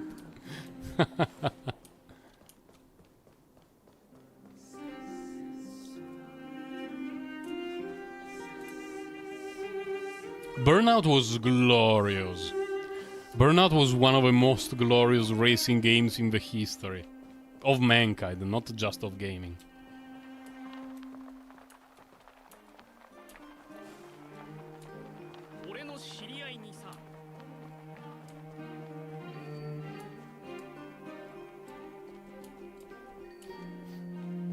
Because I read somewhere there is an achievement for finding all the wanted posters.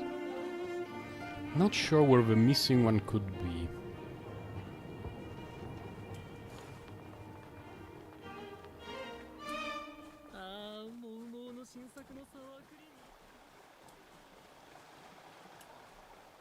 No, come on! No, this is so bad. The invisible barrier of doom. Come on, game.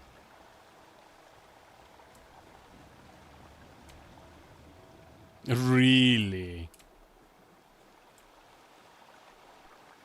The chest inside the administrative district headquarters.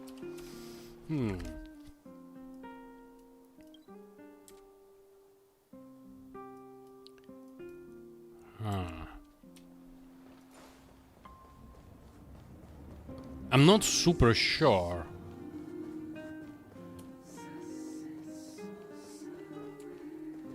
Like, do we go from here? No, that's the fort.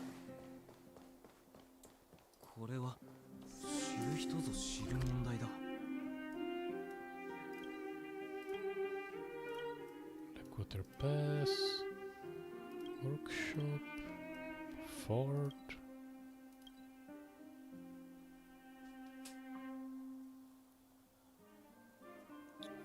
Burnout Paradise was incredible. Absolutely incredible. It had so much stuff to do that it did not even feel like a racing game. It was basically Skyrim with cars before Skyrim existed. Such a great game.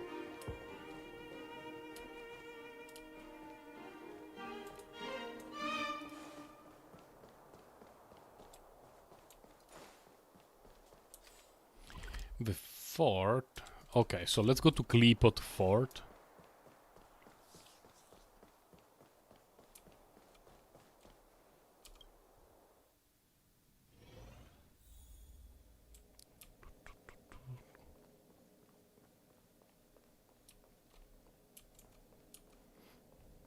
Cause oh, hello, Pela. Why are you here, Pela? The fuck?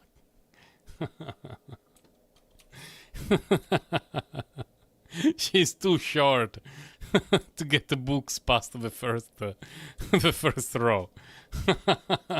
Feels bad, man, Pela. No Bronya. Let's steal something from Bronya's desk. I was in the right place. Oh. But there's no chest around here. So I guess I already got it. Probably during the quest. Demonstrate the need for a paperless office.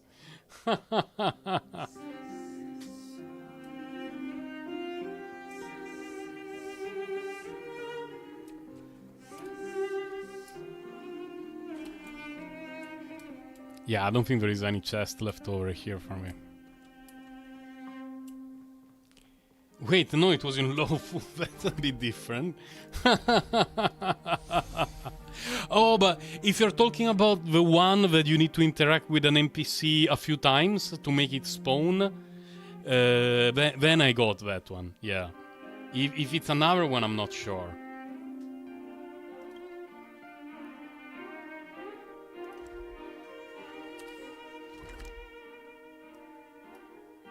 I don't even remember where it is. No, I want to teleport there, please. Like, I don't remember if it would be here or in the previous map.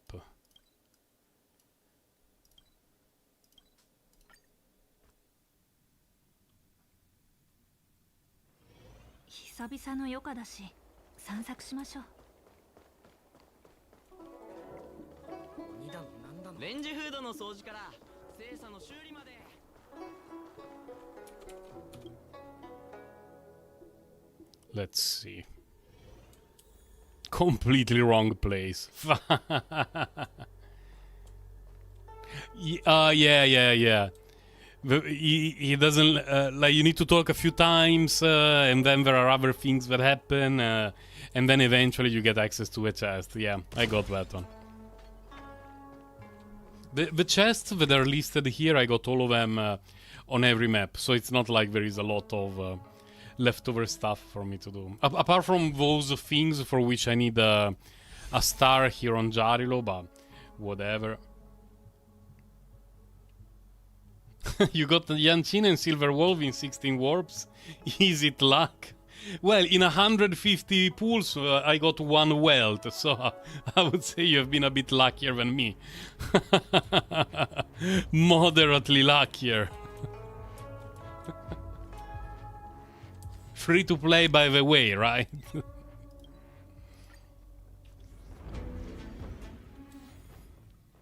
I doubt I have any rewards to get here. Oh, you came here to mock me, you little piece of trash. At 74 PT, you come here to mock me, Silver Wolf. Hello. You blinked your eyes and made sure the person you saw was Silver Wolf. She wasn't supposed to be here. What are you doing on the Express? Everyone else is here, can't I be too? Yeah, just the timing is a little bit. I'm just dropping by for a visit. I was hacking through the dark regions of the Interastral network a while ago. Happened to see a signal come from the Astral Express, so I thought I'd stop by to check it out. It's an hologram, just as harmless as the whale holograms you see floating around the Express. Here, the whale holograms.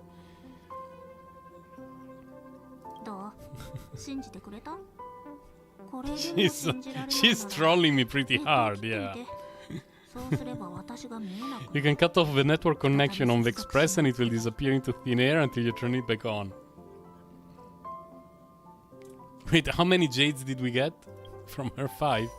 Man, still far. How do I transfer your luck to you, Captain?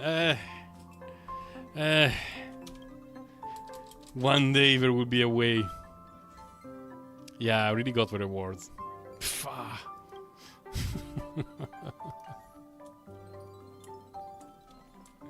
So it's 40 from the missing things, it's 134, we are still short. I would really like to do the Pulleruni on stream, but it will have to wait. Unless there is something here, but I really doubt. Because we cannot get pools here, yeah. And I'm pretty sure I already got all the rewards from these things. Yeah. And to get an extra star, I'm at 23. I need to get... I cannot 3-star this one. I'm 2 full turns too slow. And this one I cannot even get 1, so... Yeah, it takes time to build them. It takes quite a bit of time. If you have not done the events yet, they give quite a few resources. because the stuff that you can get here, it's like the essential material for Silver Wolf. You can get some of her trace materials. You can get a weapon that is amazing for her. So the current event definitely helps to build a character. And my Silver Wolf will probably come home tomorrow or Saturday. We shall see.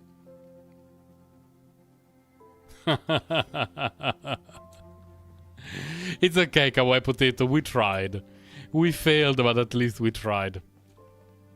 I will not do another pulling session, of course, because it will be a pulling session that lasts 1 or 2 pulls on Monday. So I either get her during the weekend, doing the single daily pulls, or, you know, Monday during the next stream, we will have Silver Wolf to do some Memory of Chaos run and other things. Oh, the Lofu from outside looks really cool. But yeah, it's 11:15. It's about time for me to go. I need to go to do some shopping, pay the phone bill, and all the sort of stuff. You know, the normal real life daily stuff that is always an impending doom for all of us. So thank you for stopping by. We didn't manage to get Silver Wolf, but she will probably be here on my next stream. Easter egg from Luocha. There is quite a few. There is quite a few in the game, yeah. But it's time for me to leave. So, see you probably on Monday, guys. If Monday I cannot stream for work-related issues, I will let you know either on Discord. Is the Ben around? Yes, okay. The Bennerino for Discord is up here. Or I will leave a message on YouTube. So, you guys have a good weekend. Enjoy your Silver Wolves for all of you who have her. And I'll see you on Monday. Bye, guys. Take care.